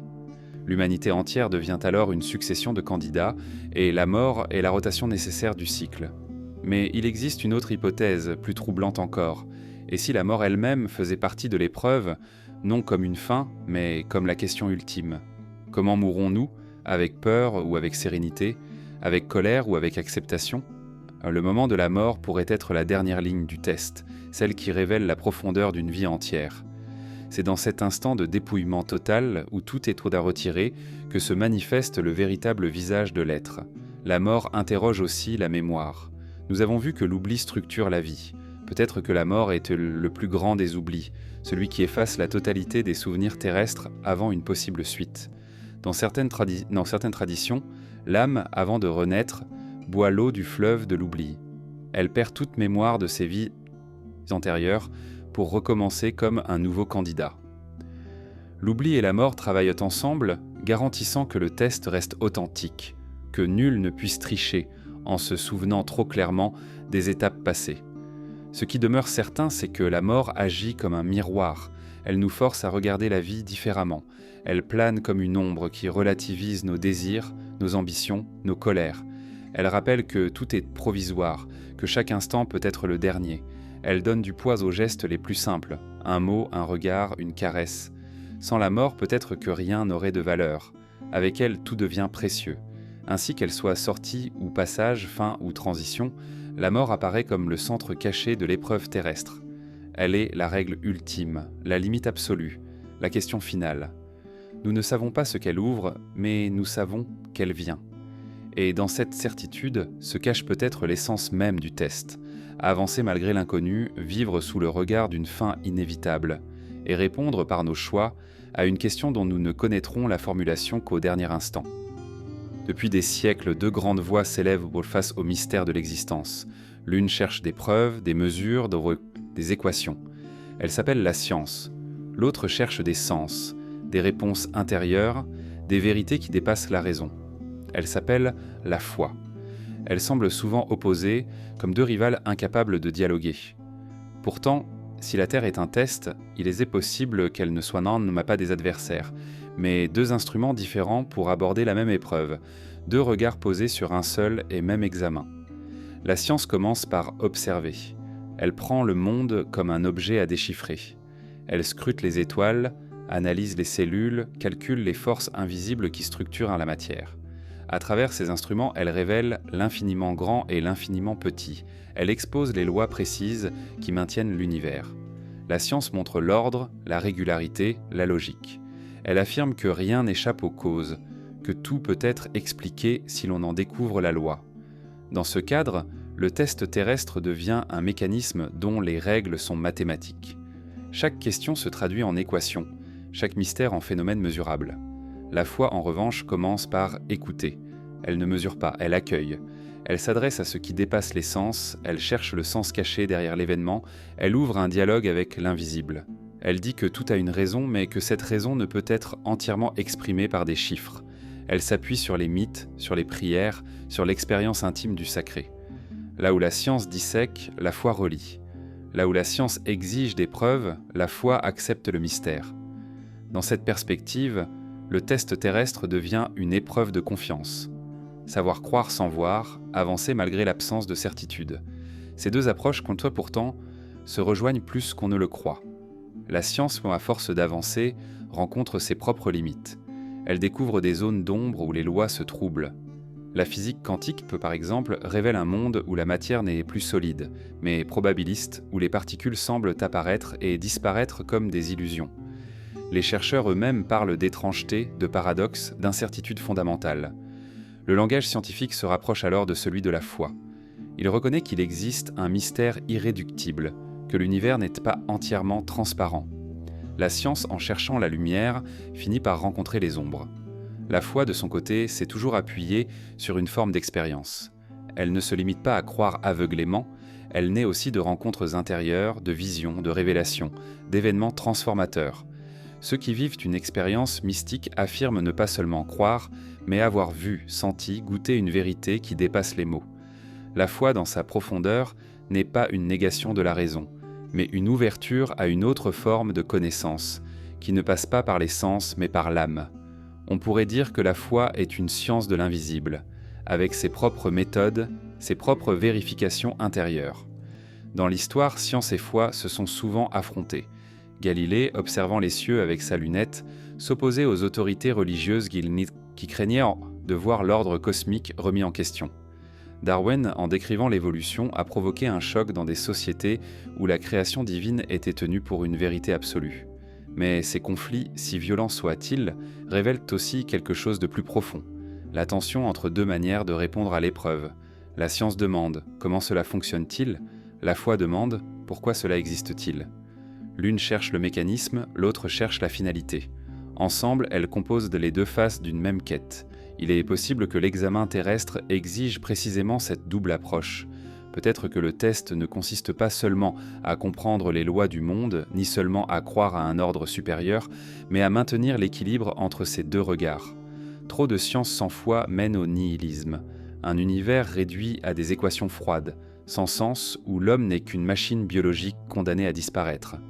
Trop de foi sans science mène au fanatisme, un univers figé dans des certitudes rigides, fermé au doute et à la recherche. L'épreuve pourrait résider dans la capacité à tenir ensemble la rigueur et l'espérance, la mesure et le mystère. Des figures marquantes de l'histoire ont incarné cette alliance. Johannes Kepler, en découvrant les lois du mouvement planétaire, parlait d'entrer dans la pensée de Dieu. Pour lui, la science n'était pas une opposition à la foi, mais une manière de la confirmer. Isaac Newton, obsédé par les lois de la gravitation, consacrait aussi de longues heures à l'étude des textes bibliques, convaincu que l'univers était un livre écrit en deux langues, celle des mathématiques et celle de la révélation. Plus près de nous, Albert Einstein affirmait que « la science sans religion est boiteuse, la religion sans science est aveugle ». Ces phrases, souvent reprises, traduisent une intuition. Science et foi ne sont pas ennemis, mais deux chemins convergent vers la même interrogation. La science elle-même, en s'ouvrant au mystère du cosmos, frôle parfois des questions de foi. Pourquoi l'univers existe-t-il ? Pourquoi les lois physiques sont-elles ce qu'elles sont, si précises, si favorables à la vie ?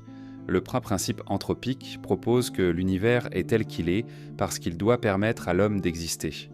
Mais cette formulation ressemble déjà à une prière déguisée, à une reconnaissance implicite d'un plan. Certains scientifiques parlent d'univers multiples pour expliquer cet ajustement fin. Mais même cette hypothèse ouvre la porte à une question vertigineuse. Pourquoi ces multiples univers existeraient-ils ? Pourquoi quelque chose plutôt que rien ? La science touche alors à ses limites et la foi reprend le relais. De son côté, la foi contemporaine dialogue de plus en plus avec les découvertes scientifiques. Les religions ne rejettent plus nécessairement la cosmologie moderne ni l'évolution. Elles cherchent au contraire à les intégrer, à voir dans le Big Bang une confirmation de la création, dans l'évolution une expression du dessein divin. Ce dialogue fragile rappelle que science et foi, au lieu de s'annuler, peuvent se compléter. La première éclaire le comment, la seconde éclaire le pourquoi. Ensemble, elles permettent de voir l'épreuve terrestre sous ces deux aspects, mécanique et spirituel, visible et invisible. Mais il y a une dimension plus intime. Dans la vie de chaque individu, science et foi cohabitent souvent. Nous faisons confiance à la science pour guérir nos maladies, pour expliquer les phénomènes naturels, pour inventer des outils qui transforment notre quotidien. Mais dans les moments de crise, face à la mort, face à la perte, face à l'inconnu, nous cherchons souvent la foi, même sous des formes discrètes, une prière murmurée, une espérance, une confiance fragile. L'épreuve terrestre vécue individuellement appelle donc ces deux réponses. L'homme est à la fois un chercheur qui calcule et un croyant qui espère. Il avance dans le monde avec ses instruments et ses prières, ses doutes et ses certitudes. Dans un examen, il existe souvent plusieurs types de questions. Certaines demandent des calculs précis, d'autres exigent une interprétation plus libre. Peut-être que la science et la foi correspondent à ces deux types de réponses. La science répond aux équations posées par l'univers, gravité, entropie, évolution. La foi répond aux questions ouvertes, aux zones d'ombre, sens de la souffrance, finalité de la mort, valeur de l'amour. Le test terrestre serait alors construit de telle manière que les deux soient nécessaires. Celui qui ne s'appuie que sur la science passe à côté d'une partie de l'épreuve. Celui qui ne s'appuie que sur la foi en néglige une autre. Science et foi, dans cette perspective, deviennent les deux yeux de l'humanité. Fermer l'un, c'est perdre la profondeur, voir le monde de manière plate. Les garder ouverts ensemble, malgré les tensions, permet de percevoir l'examen terrestre dans toute sa complexité. L'équilibre fragile entre les deux est peut-être la compétence la plus difficile à acquérir, et est donc l'une des plus centrales dans le cadre du test. La nuit, lorsque nos corps s'alourdissent et que nos yeux se ferment, un autre monde s'ouvre. Ce monde n'obéit pas aux mêmes lois que celui du jour. Les distances y changent, les morts y reviennent, les symboles remplacent les faits. Nous l'appelons le rêve. Il semble être une simple activité de l'esprit, une mécanique de souvenirs et d'émotions. Pourtant, depuis des millénaires, les humains ont perçu dans les rêves bien plus qu'un désordre nocturne, une clé, un message, un lieu où la réalité se prépare et se répète. Si la Terre est un test, alors peut-être que les rêves en sont les brouillons, des versions inachevées où nous nous exerçons avant de répondre à la vie éveillée. Dans l'Antiquité, les rêves étaient considérés comme des ponts vers l'invisible. Chez les Grecs, les temples d'Asclépios accueillaient les malades qui venaient y dormir pour recevoir en rêve la vision d'un remède. Les Égyptiens gravaient à leurs songes sur des papyrus persuadés qu'ils contenaient des avertissements divins. Les Hébreux, dans la Bible, évoquent Joseph, capable d'interpréter les rêves comme des messages du ciel annonçant des famines et des prospérités. Dans ces traditions, le rêve n'était pas un accident de la pensée, mais une étape de l'épreuve, une question codée, une mise en garde, une préparation.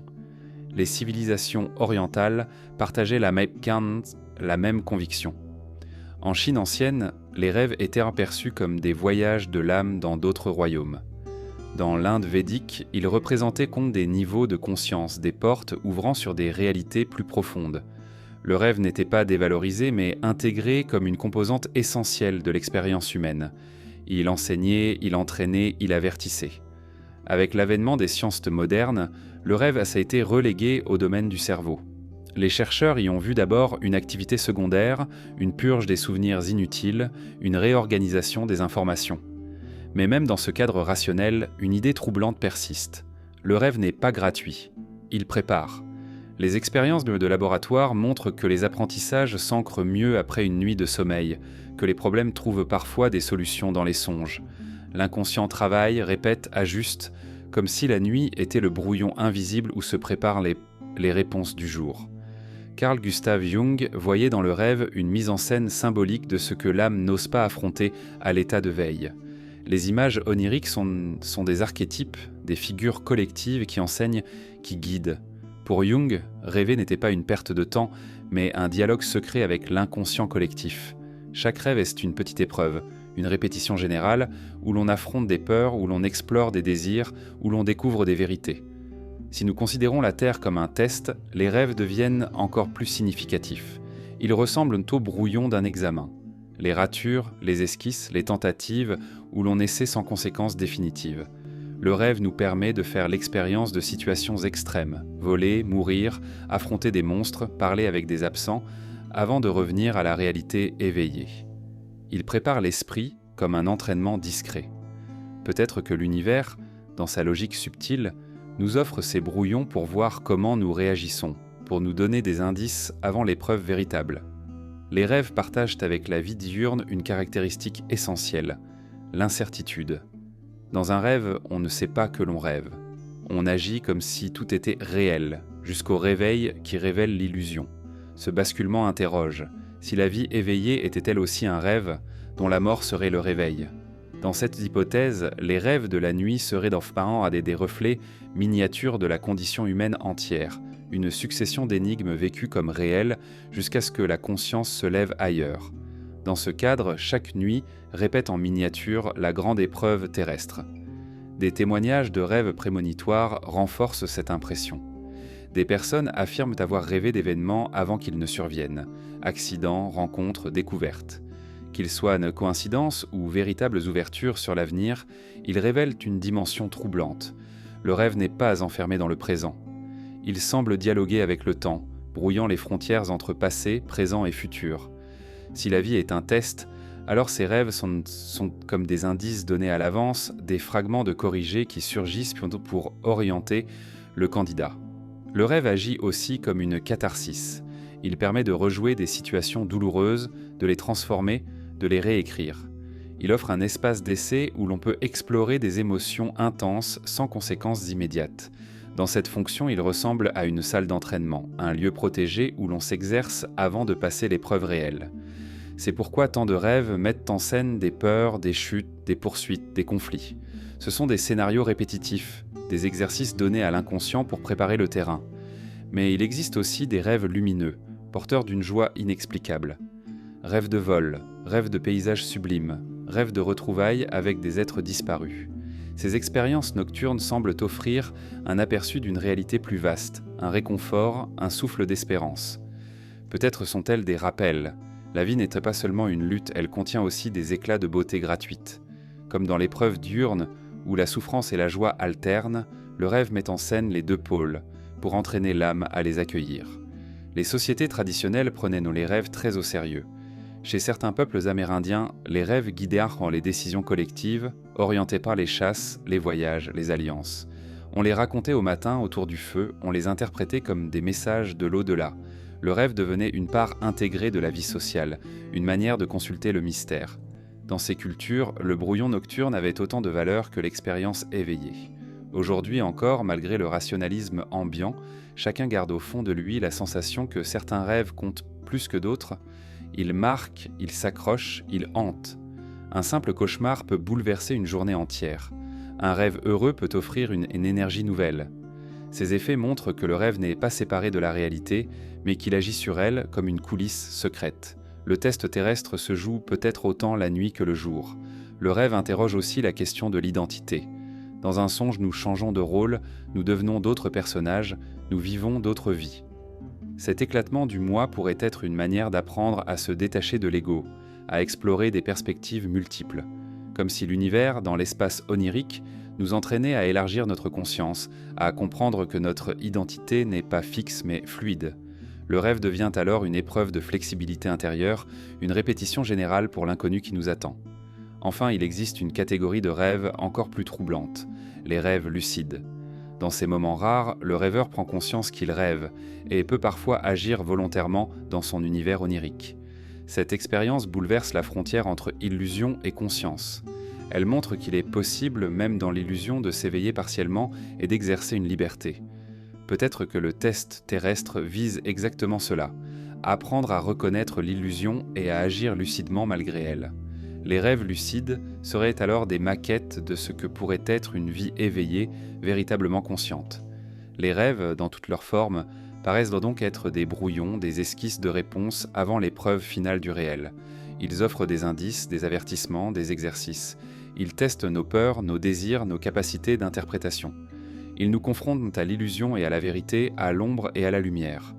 Ils ne sont pas de simples fantaisies de la nuit, mais des fragments de l'examen, dissimulés sous forme d'images étranges.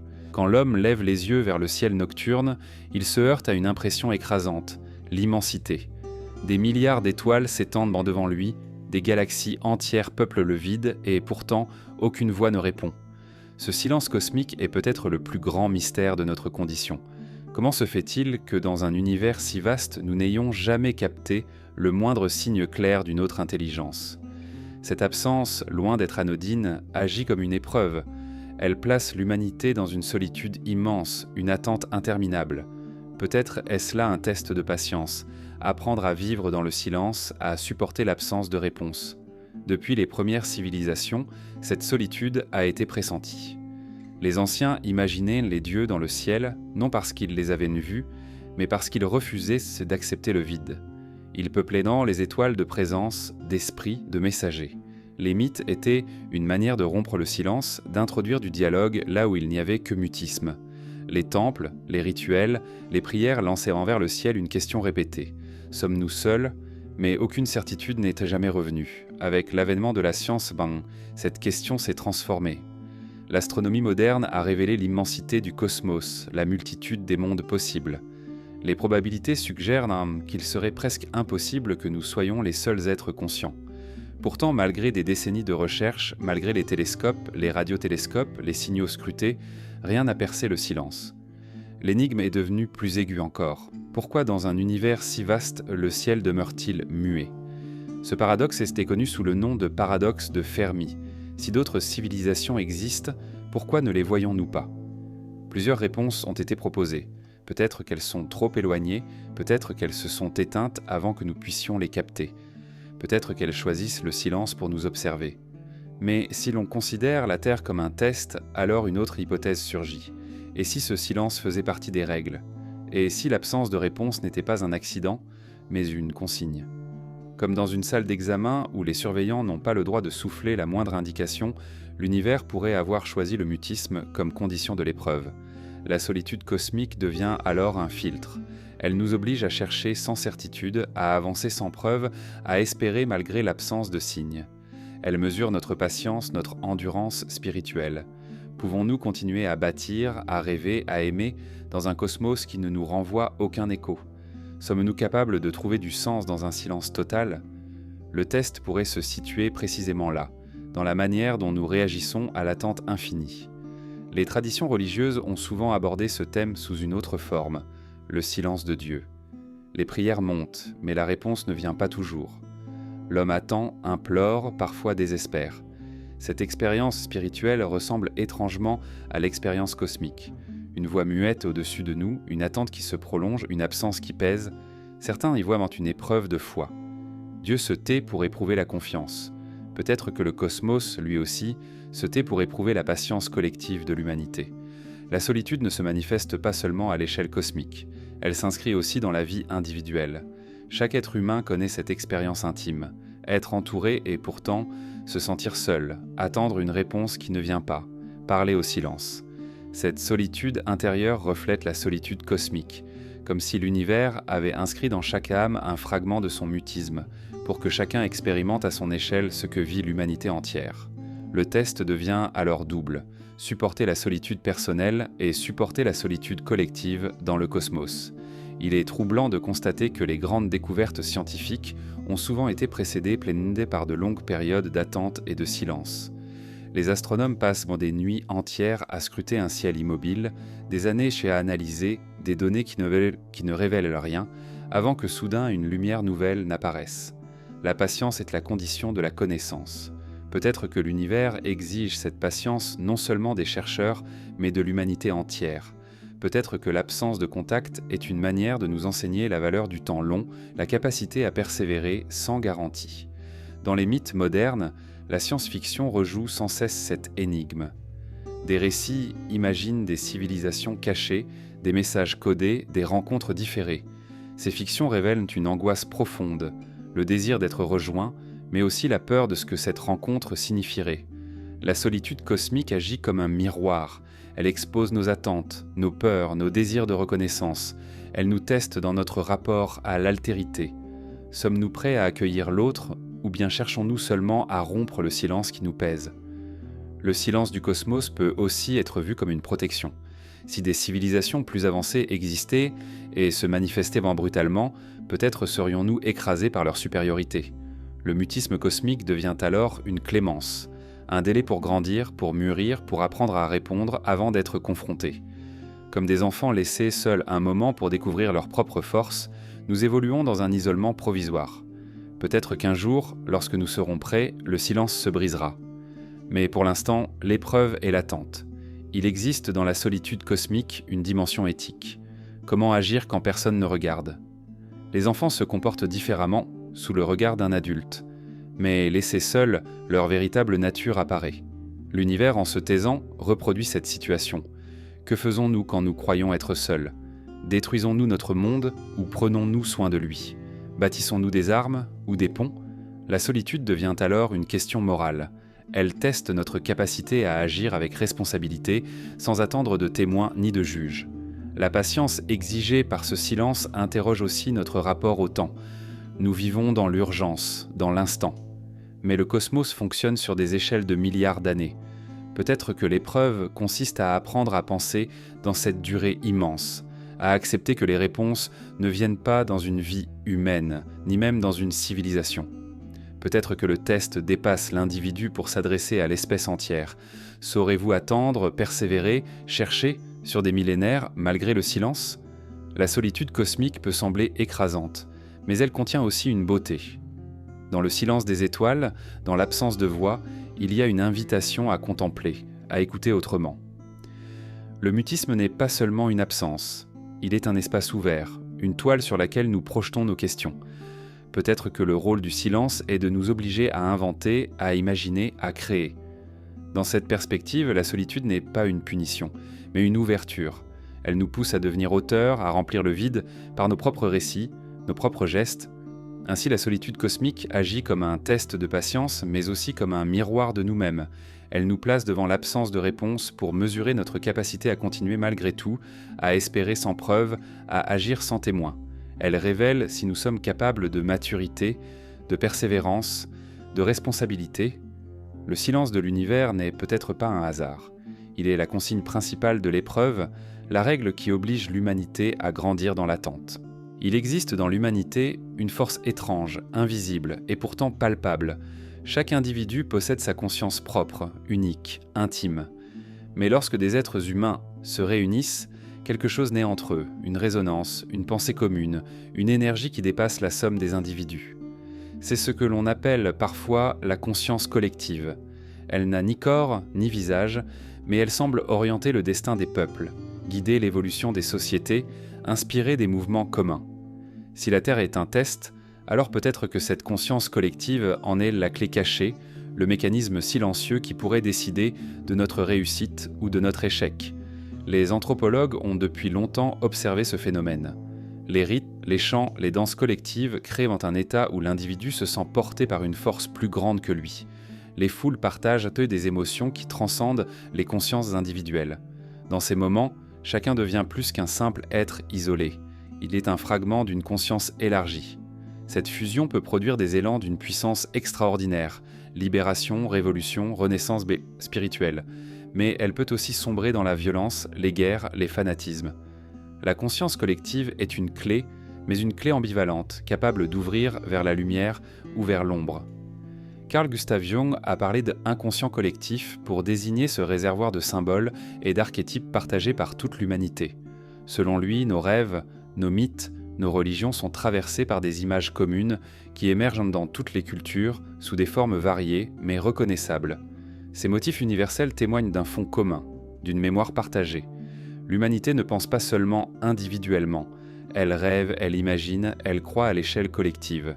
Cet inconscient collectif agit comme une toile invisible, reliant chaque être à tous les autres.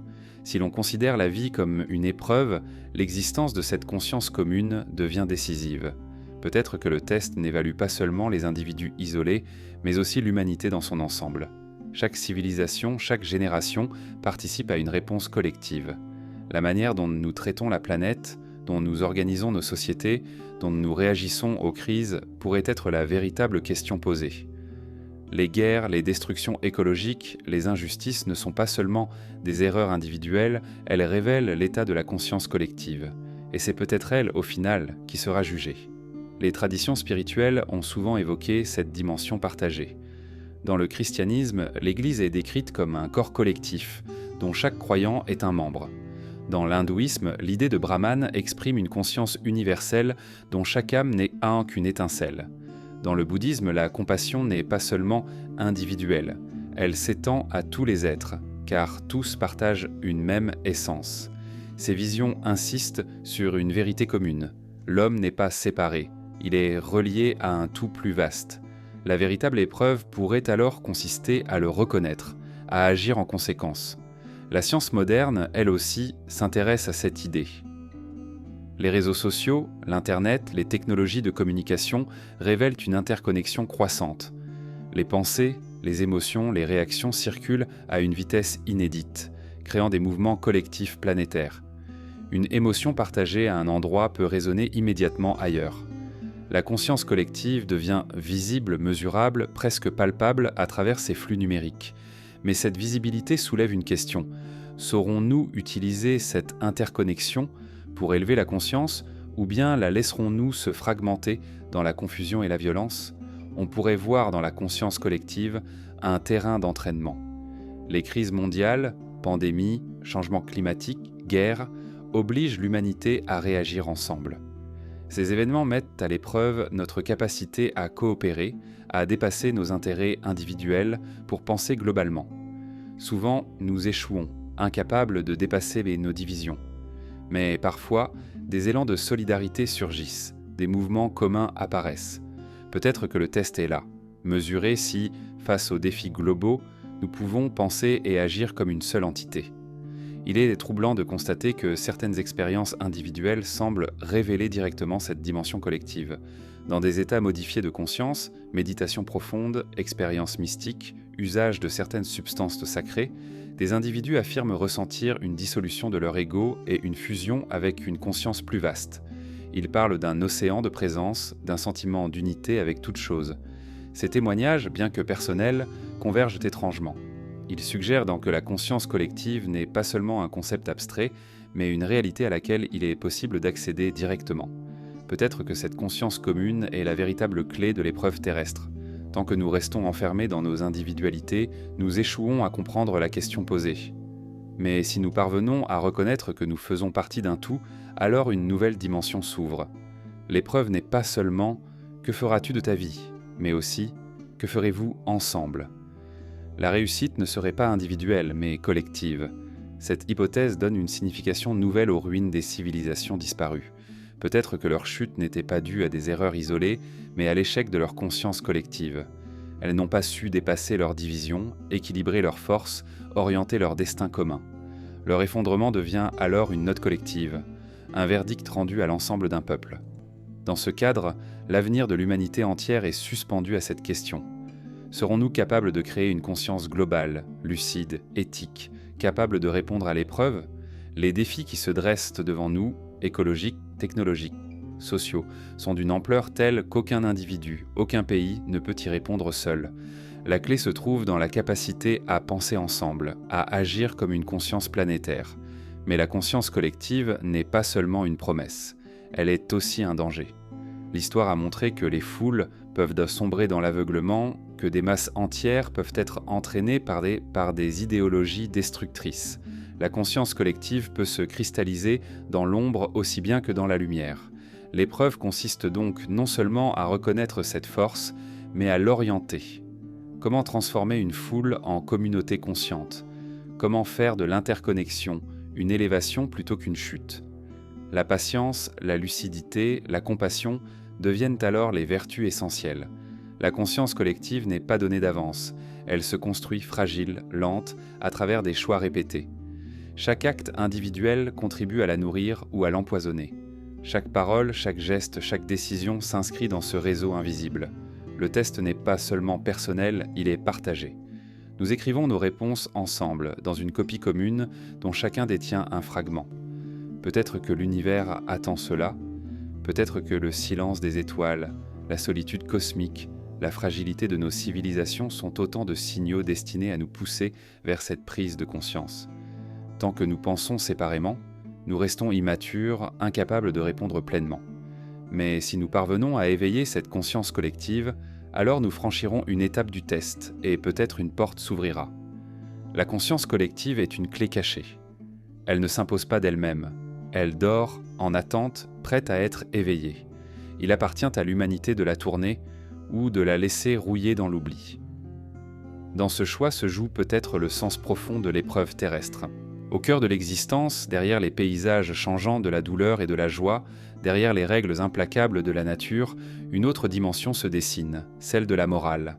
L'humanité, depuis ses premiers pas, n'a cessé de s'interroger sur ce qui est bien et ce qui est mal, sur ce qui doit être fait et ce qui doit être évité. Cette recherche n'est pas anodine, elle ressemble à une consigne, une attente implicite inscrite dans le tissu même du test terrestre, comme si, au-delà des épreuves visibles, une question invisible pesait sur chaque être. Comment choisiras-tu d'agir ? Les sociétés humaines, où qu'elles se trouvent, ont toutes érigé des codes. Qu'il s'agisse des tablettes mésopotamiennes du code d'Hammurabi, des 10 commandements bibliques, des lois romaines ou des principes confucéens, toujours on retrouve cette volonté d'encadrer les comportements. Ces textes diffèrent dans leur formulation, mais convergent dans leur fonction. Guider l'action, tracer une frontière entre le juste et l'injuste. Même les peuples qui n'ont pas laissé d'écrit suivaient des règles implicites, transmises boléites par les anciens, respectées dans les rituels et les coutumes. Partout, la morale se dresse comme une exigence. Si la Terre est un test, alors la morale en constitue peut-être la réponse attendue. Les épreuves ne se limitent pas à survivre, à comprendre, à contempler. Elles consistent aussi à agir avec droiture, à faire des choix qui témoignent d'une conscience éveillée. La faim, par exemple, peut être comblée par la force ou par le partage. La souffrance peut engendrer la cruauté ou la compassion. La joie peut nourrir l'égoïsme ou la gratitude. Dans chacun de ces cas, ce n'est pas la circonstance qui est évaluée, mais la réponse donnée. Les traditions spirituelles ont toujours relié la morale à une finalité cosmique. Dans l'hindouisme, l'idée de dharma exprime ce qui est juste, ce qui est en accord avec l'ordre universel. Dans le bouddhisme, la conduite morale est une étape essentielle du chemin vers l'éveil. Ne pas tuer, ne pas voler, ne pas mentir, respecter la vie. Dans le christianisme et l'islam, l'amour du prochain et la justice sont des commandements centraux. Ces règles ne sont pas seulement sociales, elles sont présentées comme des réponses attendues à l'épreuve terrestre, des choix qui déterminent l'orientation de l'âme. La philosophie occidentale, elle aussi, a exploré cette exigence. Socrate affirmait que nul ne fait le mal volontairement, que le mal naît de l'ignorance. Kant parlait d'impératifs catégoriques, agir uniquement selon des principes que l'on voudrait voir devenir universels. Ces réflexions, bien que rationnelles, rejoignent les intuitions spirituelles. Il existe une morale universelle au-delà des différences culturelles qui s'impose à chacun comme une règle inscrite dans la conscience. Pourtant, cette morale n'est pas donnée de manière évidente. Elle se présente comme une énigme. Les situations humaines sont souvent ambiguës, complexes, impossibles à trancher simplement. Faut-il dire la vérité au risque de blesser ou mentir pour protéger ? Faut-il obéir à une loi injuste ou la transgresser au nom d'un principe supérieur ? Faut-il sacrifier un individu pour sauver un groupe ? Ces dilemmes révèlent que la morale n'est pas un catalogue fixe de réponses, mais une épreuve en soi. Chaque choix est une question posée, chaque décision une réponse rédigée dans la copie invisible de l'existence. L'histoire de l'humanité témoigne de cette lutte constante. Les grands mouvements de libération, les révolutions sociales, les combats pour les droits sont des moments où une conscience collective a répondu à l'épreuve morale. L'abolition de l'esclavage, la reconnaissance de l'égalité des sexes, la lutte contre les discriminations, toutes ces avancées montrent que la morale ne se limite pas à l'individu, mais s'étend à l'ensemble des sociétés. Elles témoignent aussi d'un apprentissage. L'humanité corrige ses erreurs, reprend ses brouillons, avance lentement vers une compréhension plus juste, comme si le test n'était pas seulement individuel mais collectif, et que la note finale dépendait de notre capacité à apprendre ensemble. La morale se manifeste aussi dans les gestes minuscules. Aider un inconnu, pardonner une offense, respecter une promesse. Ces actes discrets pèsent autant que les grandes décisions. Peut-être que l'épreuve se joue justement dans ces instants invisibles, là où personne ne regarde. Car l'éthique véritable n'est pas celle qui s'exhibe, mais celle qui agit dans le silence. L'univers, en observant, n'attend peut-être pas des exploits héroïques, mais la constance discrète d'une bonté quotidienne. Mais la morale, comme la conscience collective, est ambivalente. Elle peut être déformée, instrumentalisée, utilisée pour justifier l'injustice. Des sociétés entières ont érigé des codes qui légitimaient l'oppression, la ségrégation, la violence. Cela montre que l'épreuve morale n'est pas simple. Il ne suffit pas de suivre des règles, il faut discerner quelles règles sont justes. L'épreuve devient alors plus exigeante, distinguer la vraie justice de ses imitations. La morale n'est pas seulement obéissance, elle est discernement. La science moderne, en explorant l'évolution, propose une origine biologique de la morale. Selon certains chercheurs, nos instincts sociaux, l'empathie, la coopération, le respect des règles, se sont développés parce qu'ils favorisaient point la survie. Les groupes solidaires prospéraient instincts mieux que les individus isolés. La morale, dans cette perspective, n'est pas un commandement divin, mais un outil de survie. Mais même dans ce cadre rationnel, une dimension mystérieuse demeure. Pourquoi la conscience morale suscite-t-elle en nous un sentiment de devoir, une impression d'obligation qui dépasse l'intérêt immédiat ? Pourquoi faisons-nous parfois le bien au détriment de notre survie ? Cet excès, cette capacité à sacrifier son avantage personnel pour une valeur, révèle peut-être la vraie nature du test. L'éthique pourrait alors être vue comme la réponse la plus attendue de l'examen terrestre. Toutes les autres dimensions, souffrance, joie, loi naturelle, synchronicité, rêve, convergent vers cette question centrale. que feras-tu face à l'autre? Car l'épreuve n'est pas seulement intérieure, elle se joue dans la relation, dans la manière dont nous traitons ceux qui nous entourent, humains ou non humains. Le test devient universel.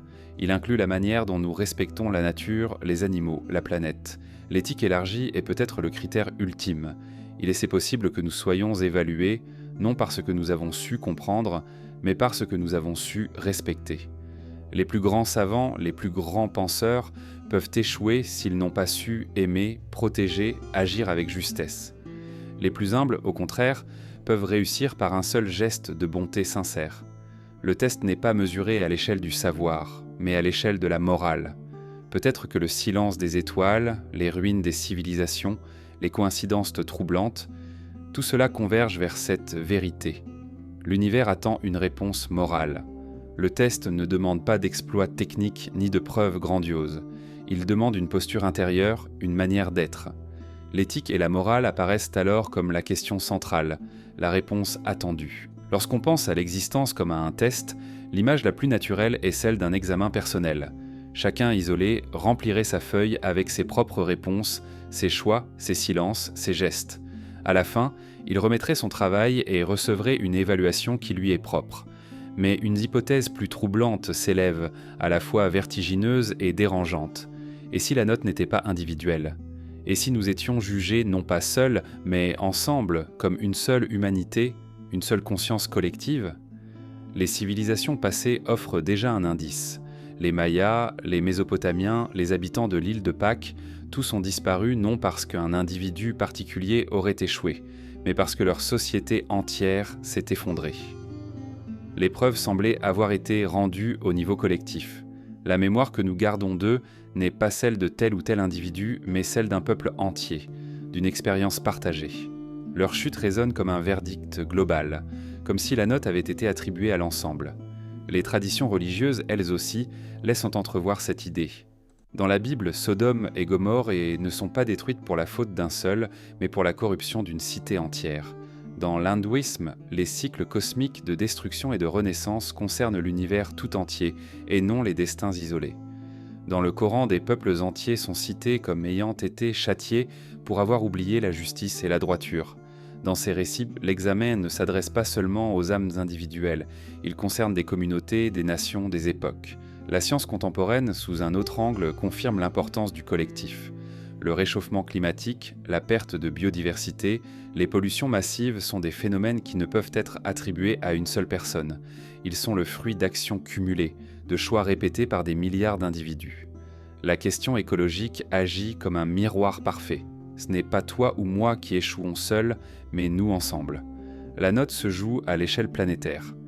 Dans cette perspective, l'humanité tout entière est une seule copie, sur laquelle chacun écrit quelques lignes. Si cette hypothèse est vraie, alors le test terrestre prend une dimension radicalement différente. Il ne suffit pas de chercher son salut personnel, de mener une vie juste en solitaire. Il faut veiller à l'ensemble, contribuer à l'orientation collective. Car si la note était globale, la réussite individuelle ne garantit rien. Un individu vertueux ne peut sauver une humanité qui choisit la destruction. Et inversement, une humanité qui s'élève peut porter en elle ceux qui trébuchent. L'épreuve devient communautaire, solidaire, partagée. Cette idée explique peut-être pourquoi la solitude cosmique nous pèse tant. Nous cherchons une réponse extérieure, une présence venue des étoiles, mais nous n'entendons rien. Peut-être que l'univers attend de nous non pas une prouesse isolée, mais une harmonie collective. Tant que nous restons divisés, fragmentés, incapables de nous unir, la copie globale demeure inachevée. L'absence de contact pourrait être la conséquence de cette immaturité. Nous ne sommes pas encore prêts à rendre une réponse cohérente. La conscience collective, que nous avons explorée, devient alors centrale. Elle n'est pas seulement une force mystérieuse, elle est la condition même de l'épreuve. Nous sommes évalués sur notre capacité à créer un tout cohérent, à agir comme une seule espèce, à dépasser nos divisions. Ce test n'est pas facile. Les intérêts particuliers, les égoïsmes, les rivalités fragmentent la copie. Mais peut-être que c'est précisément là que réside la difficulté. Écrire ensemble une réponse commune malgré les différences, malgré les conflits. Il est possible que certaines synchronicités collectives soient déjà des indices. Les mouvements simultanés de révolte, les découvertes faites en parallèle dans plusieurs pays, les élans mondiaux de solidarité lors de catastrophes, autant de signes que l'humanité commence parfois à répondre d'une seule voix.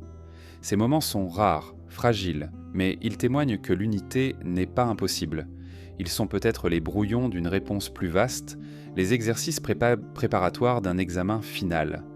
Les rêves eux-mêmes, parfois, semblent partager cette dimension. De nombreuses cultures racontent pendant des rêves collectifs, des visions communes, où plusieurs individus voient à la même image, la même prophétie. Ces récits troublants rappellent que l'inconscient peut dépasser l'individu, que l'esprit humain est relié à un réseau plus large. Si le test est collectif, il n'est pas étonnant que les signes se manifestent parfois à plusieurs, comme des indices destinés non à un seul mais à tous. Mais une question se pose, comment une note collective peut-elle être juste ? Pourquoi un individu devrait-il porter la faute des autres ? Cette objection est ancienne. Pourtant, elle reflète une vision encore centrée sur l'ego. Dans un examen collectif, chacun est responsable de sa part, mais l'ensemble est inséparable. Nous respirons le même air, nous partageons les mêmes ressources, nous habitons la même planète. La conséquence des choix des uns retombe toujours sur les autres. Il est donc logique que la note soit commune, car la condition humaine elle-même est partagée. Cela ne signifie pas que l'individu n'a aucune importance. Au contraire, chaque acte, même minuscule, contribue à l'ensemble. Aider un voisin, respecter une promesse, protéger un arbre, tout cela s'ajoute aux milliers de gestes qui forment la réponse globale. La note n'est pas écrite seulement par les grands événements, mais par la somme des choix minuscules. L'examen collectif se joue dans la banalité du quotidien, dans la répétition d'actes qui, accumulés, orientent le destin commun. Les sociétés humaines pressentent parfois cette vérité. Dans certaines cultures traditionnelles, la faute d'un individu engageait tout le groupe, et c'est la communauté entière qui devait réparer. Dans d'autres, les rituels collectifs visaient à purifier non seulement la personne, mais le peuple tout entier. Ces pratiques reflètent une intuition profonde. Nous ne sommes pas séparés, nous sommes liés par un destin commun. L'époque actuelle rend cette vérité encore plus visible. Jamais dans l'histoire, l'humanité n'a été autant interconnectée. Les crises sanitaires traversent les continents en quelques jours. Les marchés financiers l'un les pays les plus éloignés. Les technologies numériques connectent des milliards d'individus dans un seul réseau. Cette interconnexion rend la note collective encore plus évidente. Nous ne pouvons plus prétendre que nos actes restent isolés. Chacun écrit désormais sur la même feuille. Dans cette perspective, la morale prend un sens nouveau. Elle n'est pas seulement un choix personnel, mais une responsabilité collective. Agir avec justesse, ce n'est pas seulement sauver son âme, c'est contribuer à la réussite de tous. Le test terrestre devient une symphonie. Si chacun joue juste, l'ensemble produit une harmonie. Si trop de voix se perdent, la musique entière s'effondre. La note finale ne juge pas la qualité d'un seul instrument, mais la cohérence de l'ensemble. Peut-être que l'univers, silencieux, attend ce moment, que l'humanité comprenne que sa réussite ne se joue pas seule contre tous, mais tous ensemble. Tant que nous cherchons des victoires personnelles, nous échouons. Mais si nous parvenons à penser comme un seul être, alors peut-être que la copie globale sera jugée réussie. Cette hypothèse renverse notre vision. L'épreuve terrestre n'est pas une compétition entre individus, mais une coopération forcée. L'humanité entière est assise dans la même salle, devant la même feuille, sous le même regard. Ainsi se dessine une perspective troublante. La note n'est pas individuelle, mais collective. Nous ne serons pas évalués sur nos réussites solitaires, mais sur notre capacité à former un tout. L'épreuve ne demande pas seulement d'être bon pour soi, mais d'apprendre à l'être pour et avec les autres.